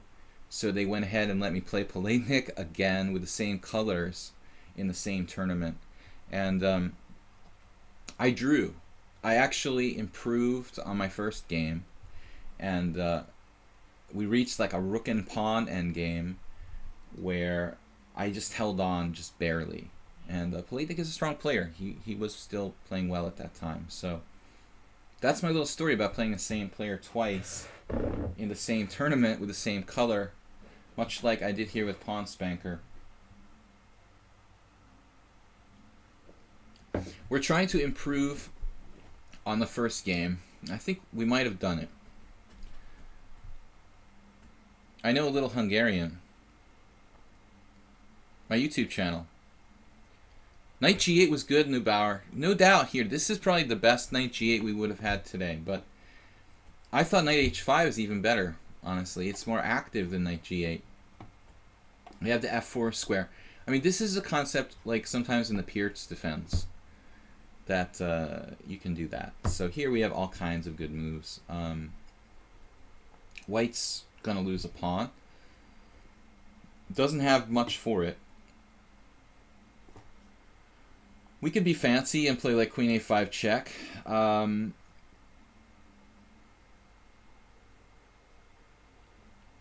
It's probably as good as anything. But it sort of helps him to develop. So I think I'm going to pass on that. My first game I wanted to draw. Now you want to win. Yeah, I'm just going to take this pawn like this. So, like in the Peert's defense sometimes, knight h5 with the f4 square available is an option for black. White might have a tiny bit of compensation because there's kind of sort of backwardness on these files. A lot of times in the Accelerated Dragon, I'll win the pawn on e5 and then find that it's not that easy to actually convert the extra pawn sometimes. Black's a little bit like backward on the central files. So, you know, if Pawn Spanker does some solid development here, he could have chances to hang on.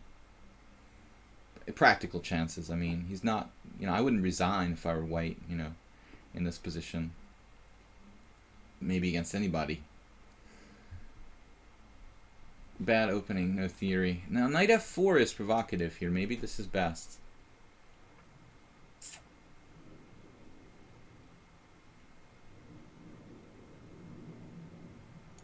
I'm asking for trouble. Probably. Knight f6 would have been a little safer. Yeah, you missed your golden opportunity there. I mean, knight f5 would have led to an unclear position.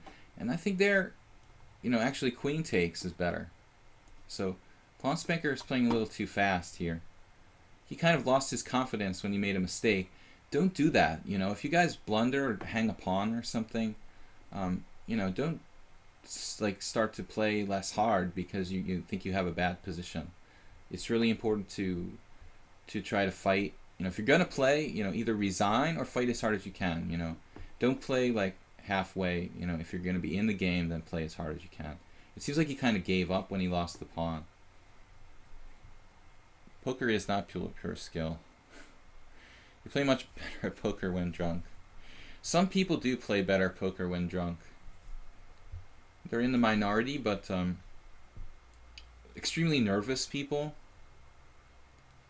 you know, who have some alcohol tolerance, probably do play better when they're drunk.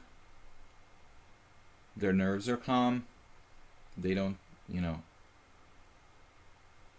What do I want to do here, actually? I want to play b6. It's a little fancy, maybe. Just challenge his knight.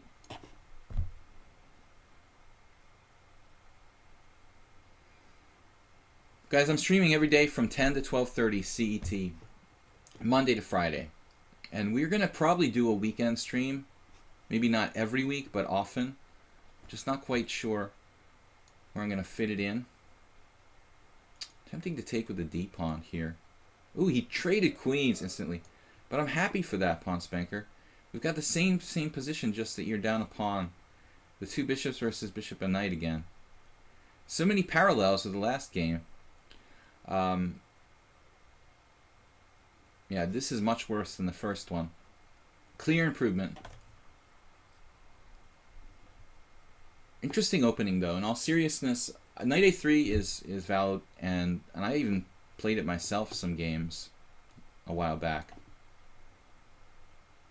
No, but I mean, knight a3 is playable. So I don't think there's anything wrong with it. There have been studies about chess and drugs improve playing strike. About chess and if drugs improve playing strength. Can't talk. I sound like Tweety Bird. So, well, I mean, yeah, the point is about nervous people and bluffing and, you know. I mean, I think in poker,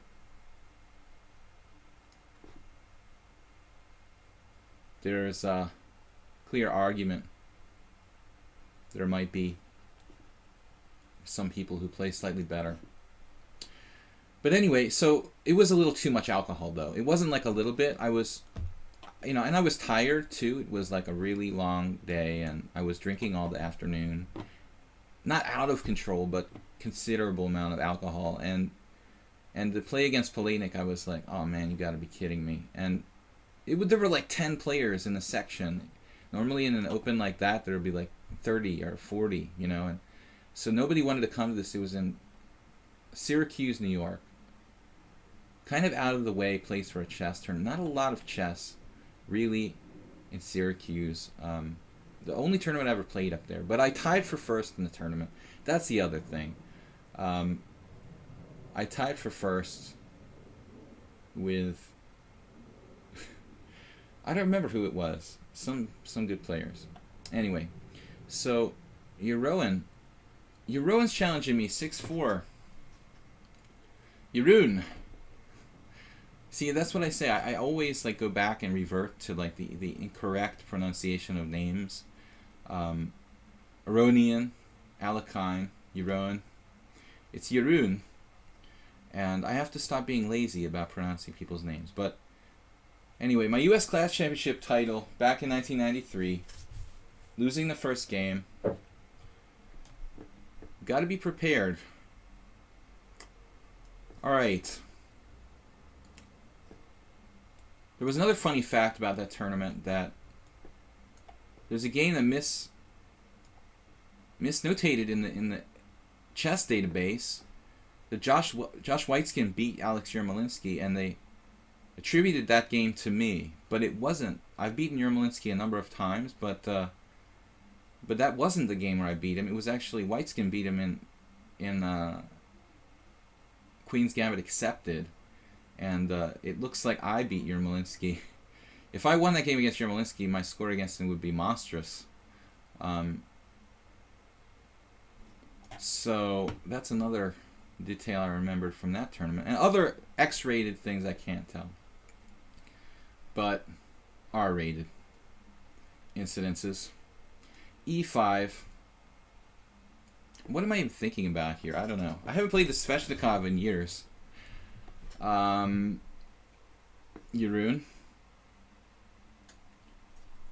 I guess we'll just revert to like the main line. Sorry about the video, guys. Didn't notice. I'll fix that somehow.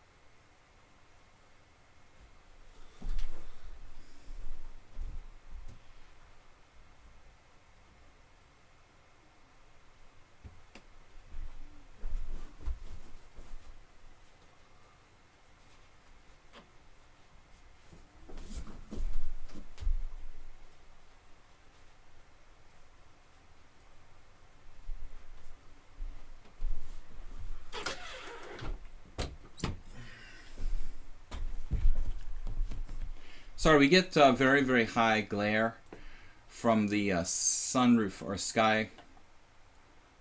What am I saying? What is it called again?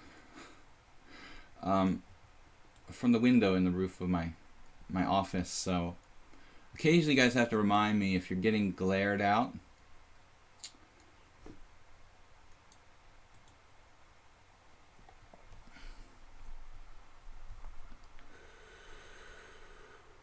So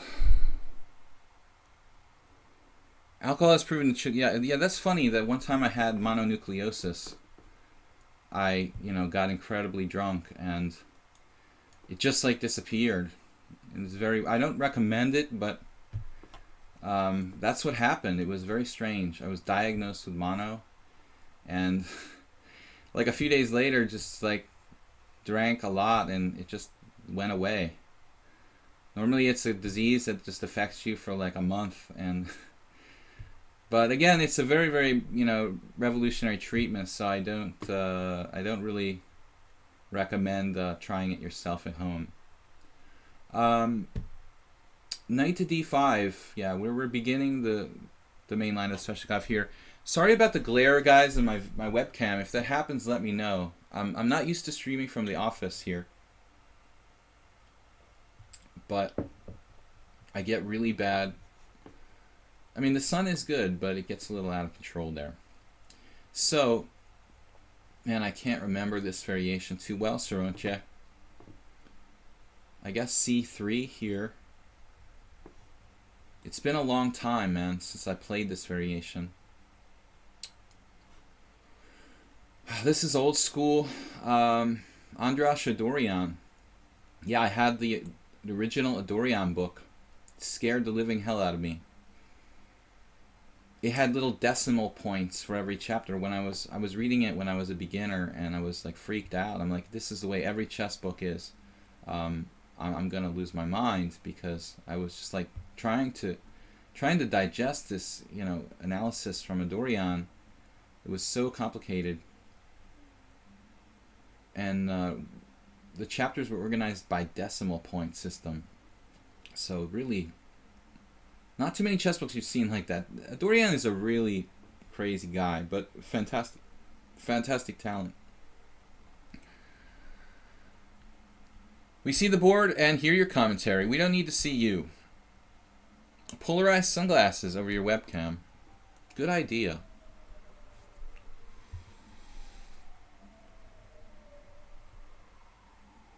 Yeah, the webcam isn't essential, but I feel it adds a human element. Alright, bishop takes d5 now. I think this... Did we play this before? You ruined once? I played it with somebody in this position.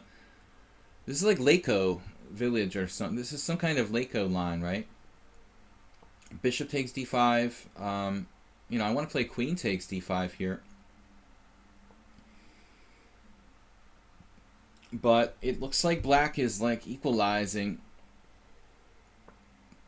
And pawn takes d5 changes the whole structure very, very drastically. I think that's probably a main line too. Again, Peter Lako, pawn takes d5, knight e7. Black plays like f5 next, and it's a complicated game. I don't know, queen takes d5, knight e7. I think I had a game where I played queen b7. And that's maybe book.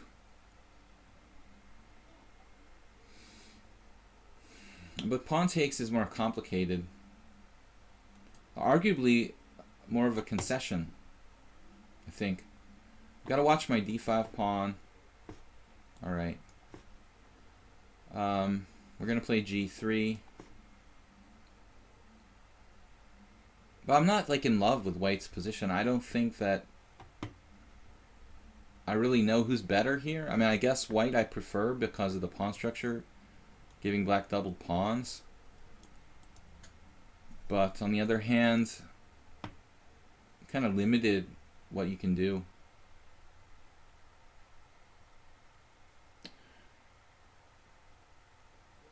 You let him play d5 and use all his weak squares.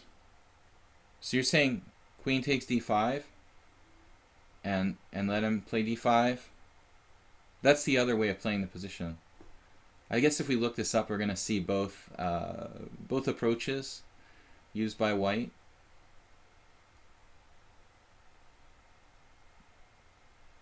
And white's got to be a little bit better. This is an interesting move. I mean, because he gets like c5 for the rook. But it also could be kind of controversial because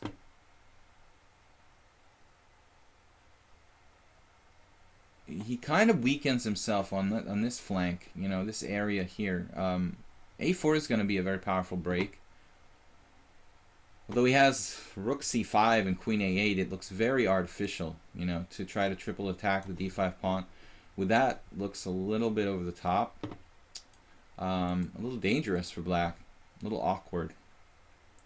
I feel like he should be moving like his kingside forces.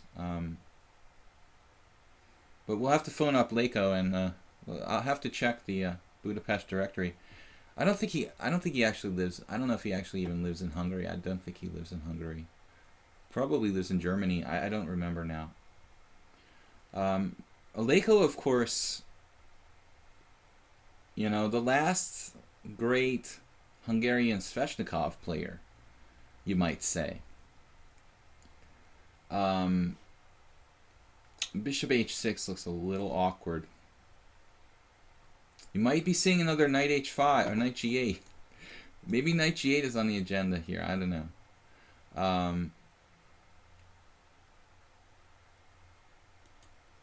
Bishop g7.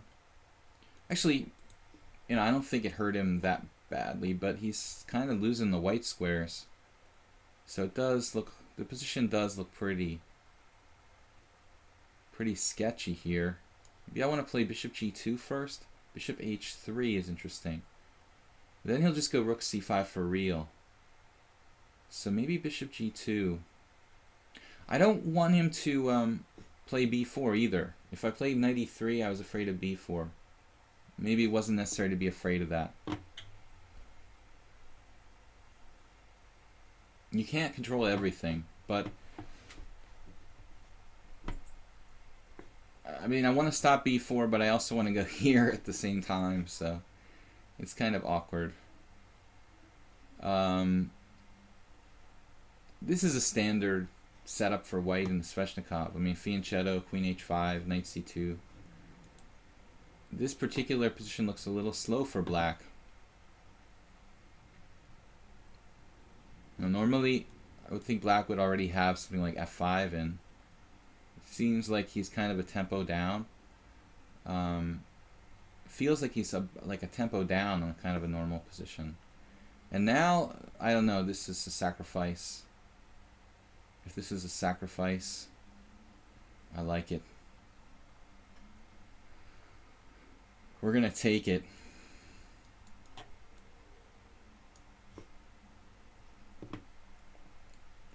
Jeroen has put his queen and rook both on white squares, and I have knight at knight e3 now. And it's probably lost for black.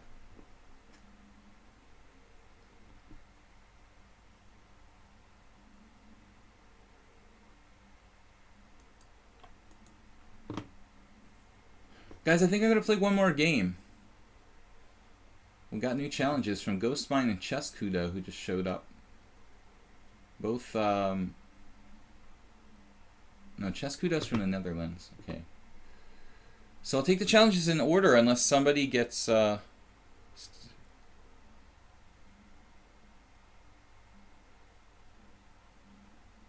he's going to set, what is he doing? Okay, we're just winning a pawn here. Yeah, I just want to avoid any kind of complications, I guess. Whoa. I didn't calculate knight takes d5. Luckily it wins. I mean, bishop e4. But I mean, I'm lucky that he, you know, that he doesn't have that. Now knight takes f5. Queen takes d5. Castles, and it looks like that should be good enough. I mean, I don't think I have to worry about queen takes f5, castles, let him get away kind of stuff, you know. I'm going to give up this pawn and just castle, and I don't need any material. I mean, this is just... Maybe he can survive, actually, a while.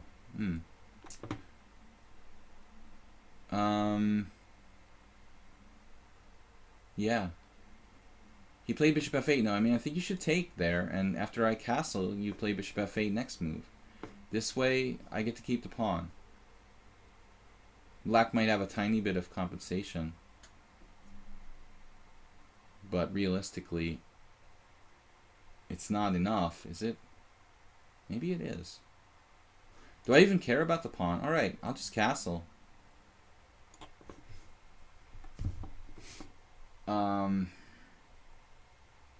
He's got no development. I mean, it's really dangerous for black.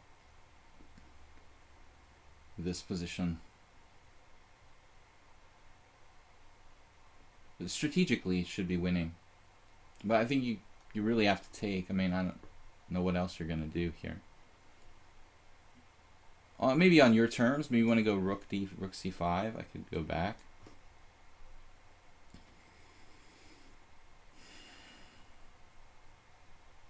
But it's an unpleasant position for black.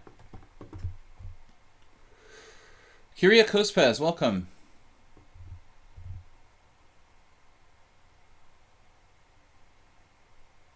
Alright, so... Well, I don't want to give him my a2 pawn, so I'm going to play rook fd1.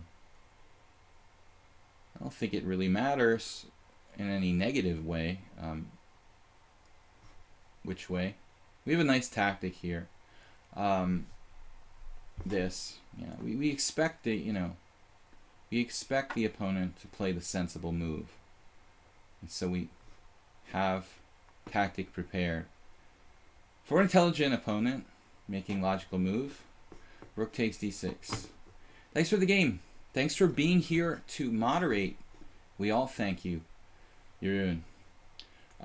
Thanks for warming me up in the Sveshnikov. I haven't played. Man, my opening theory just isn't there. So probably last game for today's stream, guys. Ghostmind is playing. He always seems to be white. I think he challenges me with white or something. He's usually white. Is this true? No, he's not always white. Okay. He's been white more than black. Cheveninga, recently I've been on a downward slope in chess, so I decided to mix up my training and focus a lot on endgame for now. Any tips on what drills to use? Better to use endgame studies, compositions, or go through an organized book? I would say do both, man. I mean, it's kind of like playing and studying, you know. I think the modern existence of training tools is great, but there's really no substitute for organized books. You probably heard of Shereshevsky's endgame book or books. I don't know if I have any endgame books here. Like, I have a couple of books here I could show you. Like, there's this one. This is by Spielman, who's a really big endgame expert. And that's an older book, analyzing the endgame. And then for a general endgame book, there is this. Panchenko. I recommend the Panchenko as kind of a general endgame, a good general endgame book. I don't know if you read German, but I think it's in German. I mean, I know it's in German. I don't know if it's in other languages. But I recommend the books. I mean, Shereshevsky, Spielman, Panchenko. There's a lot of good, like, books by grandmasters. All right, Ghostmind. Sorry about that. I didn't expect you to take on c6, but if I lose this one, we'll have time for another game. Yeah, we have to do 2 takebacks. He declined my takeback. All right. So you're not taking back my move. Okay. Your take back proposition declined. Why wouldn't you take my queen, dude? My queen is hanging. Alright. Dude, I don't really understand what you're doing. That's probably not really normal. I'm trying to do a chess stream here, and you don't give me a take back in an unrated game. That's kind of weird, dude. But, okay. You've done other weird stuff before. Anyway, that gives Chess Kudo a chance to play, which is cool. Yeah, that was an impressive game. So, okay, bishop d7 here. He's done other weird stuff before. But it's strange that he would take the knight and bring it back rather than take my queen. I mean, if he really wanted to win, I probably could have outplayed him there, but I really wanted to give someone else a chance to play. So I probably could have beaten him, honestly, if I just play a knight down. But if he took my queen, it would have been lights out. You know, I mean, it's kind of a strange decision by Ghostmind there to go with the knight instead of the queen advantage. But that's just me, you know. Just me, you know, me personally. Yeah, he's got the point, man. That's the important thing. Our approach to learning. Priorities are good. It's alright, man. I also lost E5's interesting move, Chess Kudo. I don't mind losing an unrated game because somebody didn't give me a take back.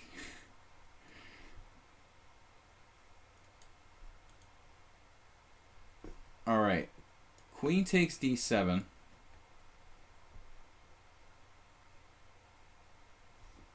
But at least he got something out of it. e6. He thought he couldn't win with an extra queen, so he went for the knight instead. I don't understand. Alright. But I'm not going to waste my time with that. Our time. Because I know Chess Kudo wanted to play, so I'm like, hey, I can play this guy like down a piece, or I can play a game with somebody who really appreciates, you know, the chance to play. So no question there. What's the right thing to do? Actually, I have an ongoing chess correspondence game with Chess Kudo. So what do we have here, guys? White grabbed the bishop pair but has backwardness along this file here. I would kind of say it's a wash. Looks to me like it balances out.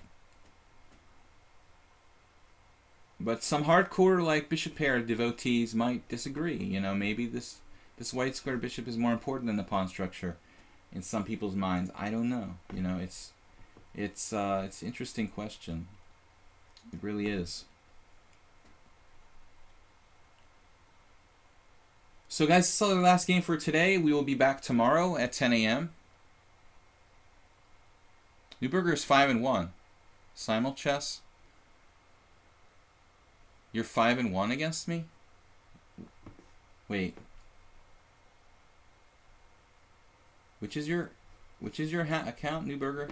You didn't play me 6 times, did you?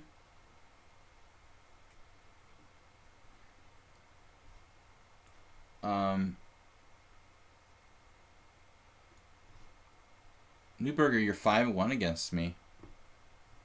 Say what? Under which account? With 3 different accounts.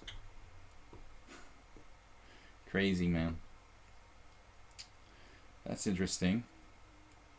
Must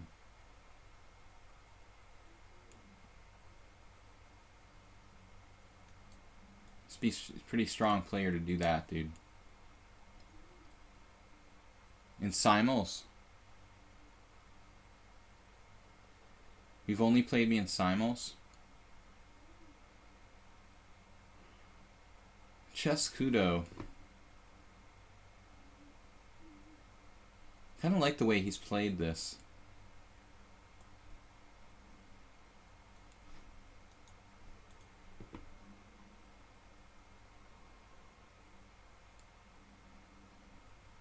I'm going to actually provoke him, you know, to play f4 here.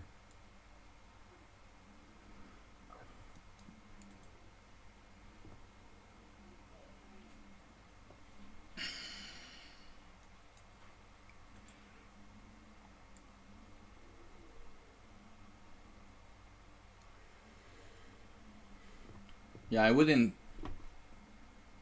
advertise that fact.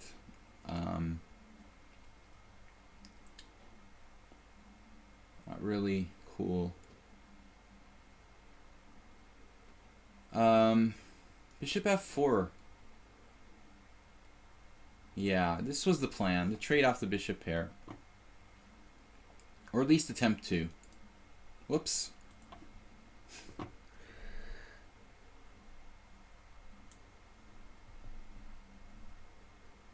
I don't think it's really like...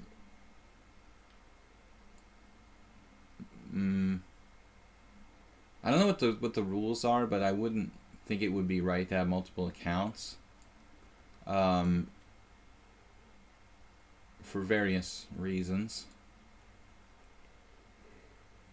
Not necessarily like cheating per se, but for like, you know, taking up server space and stuff like that. So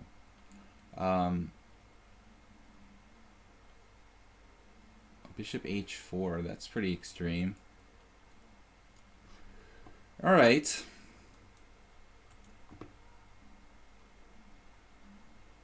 GM Newberger, I'm 8-1 versus GM chess stat the same way. You should give me my GM norms soon. Well, normally when people have that good a score, I start to become suspicious.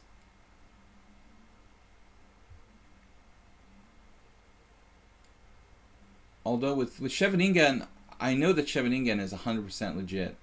You know, he's never ever a guy who would use assistance or something. He's very, very human. But Scheveningen doesn't have that kind of score against me, I don't think.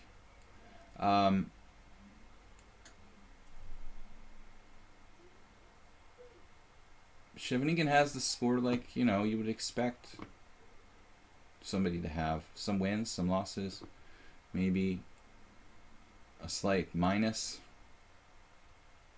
But Scheveningen plays me in blitz too, not just in the simul's.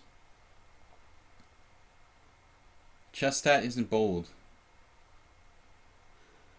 I don't know much about chess stat. There are some very boring grandmasters in the world. You know, some people play like the London system every single game. Chess Kudo, what is going on in this game, man? This is such a weird, abstract kind of game. It's starting to get on my nerves.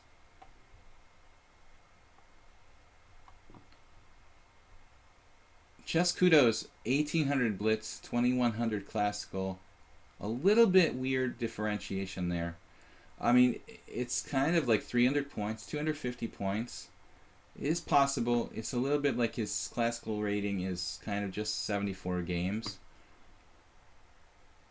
But I don't like, you know, I don't think I would play him like rated. I wouldn't want to play him rated games with that discrepancy there. If he was a random player, I would be like, I don't know, man. I think I'll pass on the rated games.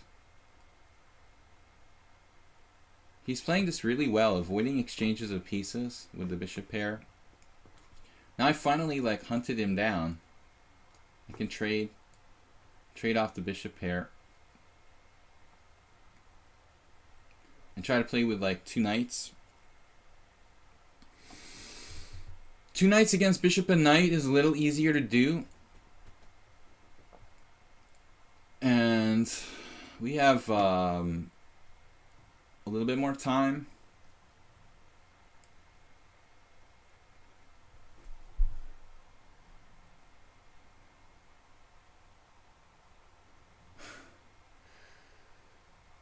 Oh my god, you played knight g8 in that game? What game?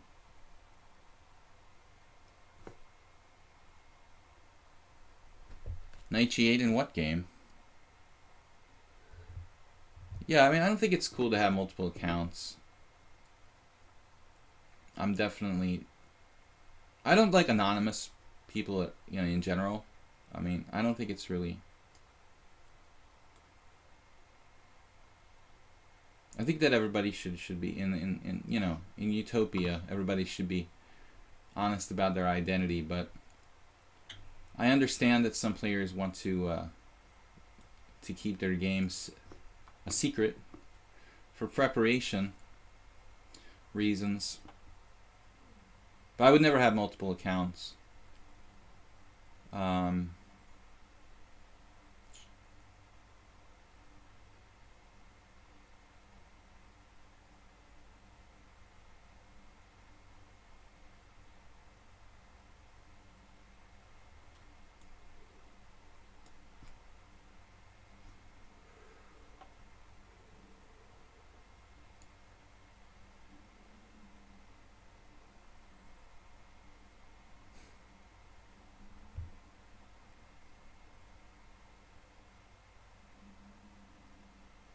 Newberger, I don't have a lot of time to check your links, your trophies there.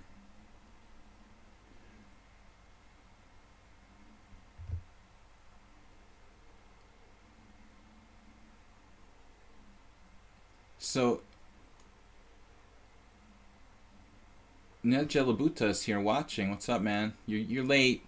You're late, man. This is the last game of the stream today.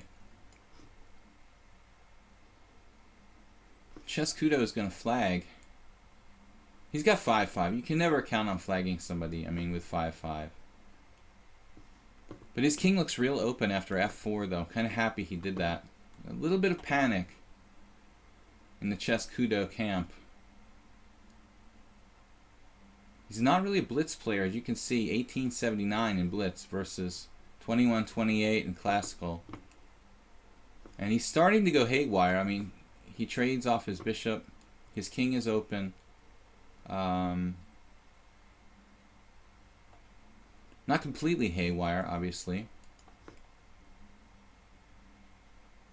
He's got a really good positional sense.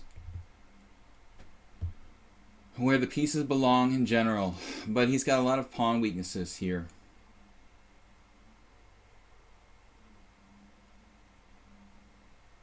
b4.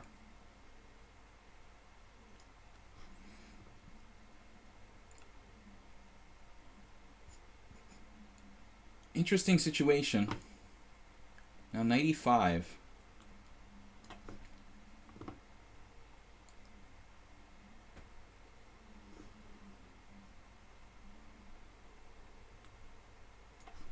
So I've got active files for my rooks. Looks like he's going nowhere on the E line here. And we're going to try to do something on the queen side with the open files. His king is open. My knight can hop around to like d5 or f5.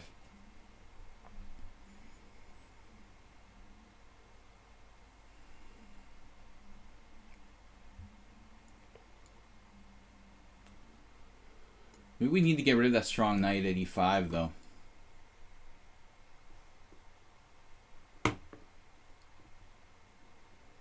He didn't want to trade his knight. All right.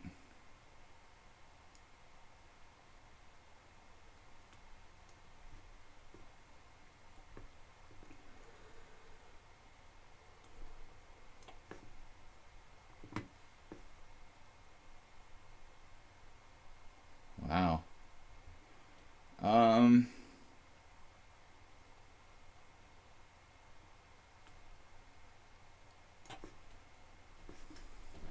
This guy's supposed to be an 1800 blitz player.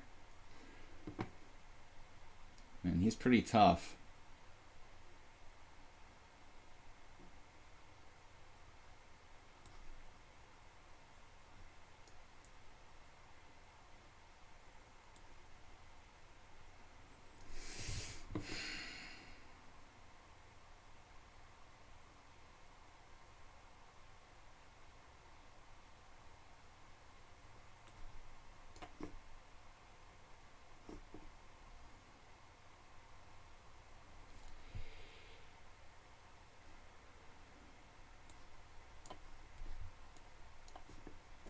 He's actually gaining time.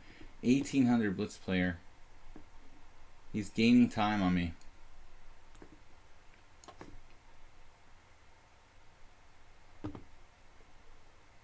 This is much harder for white than for black. With the king open, weak pawns here.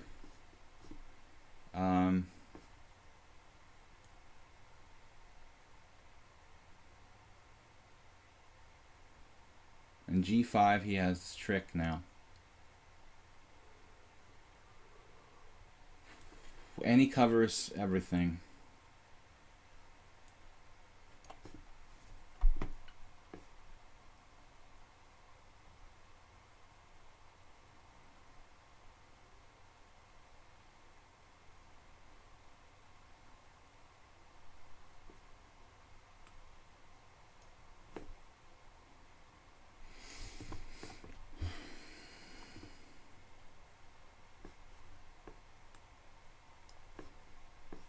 I mean, how could you be 1800 in blitz and hang that well here?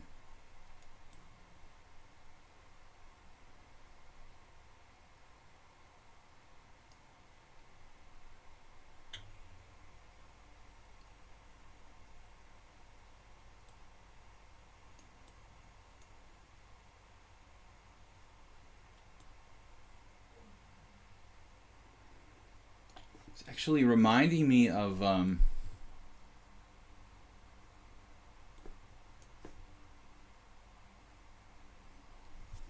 he's reminding me of somebody. Finally a mistake. Wow. Damn, dude. I don't understand how you can possibly be 1879 in blitz. That's crazy. I mean, you play way better than that. So thanks for the games, guys. We're going to be back tomorrow. It's Friday, 10 a.m. CET. Really tough game there. Chess Kudo. Far better than 1870. I don't know how your blitz rating is that low. Maybe just a sudden death you don't like, but it's a tough game. Anyway, so tomorrow we're going to be back Monday to Friday, next week as well. I'd like to thank everybody for joining me. It was an interesting stream today. We're going to do mostly blitz and classical. Sometimes we're going to do simuls. Sometimes we'll have maybe a tournament or something. So thanks, everybody. Thanks, Siroche, for joining me. And Naka would become too pride and play pseudo-genius chess. What? Anyway, the American team will set aside rivalry this Olympiad and win a medal. Oh, I don't know about that. I don't know about that. We'll see. But anyway, that's something to talk about. Yeah, maybe the Olympiad coming up, we can do something with that. And I'm also talking to Astana about possible collaboration. So there's something else in the works. Nejelabuta, what's up, man? Give me a call sometime. And thanks, Siroche, for being here to keep the trolls under control. Troll control by Siroche. Thank you, guys. Bye-bye. Bye, troll.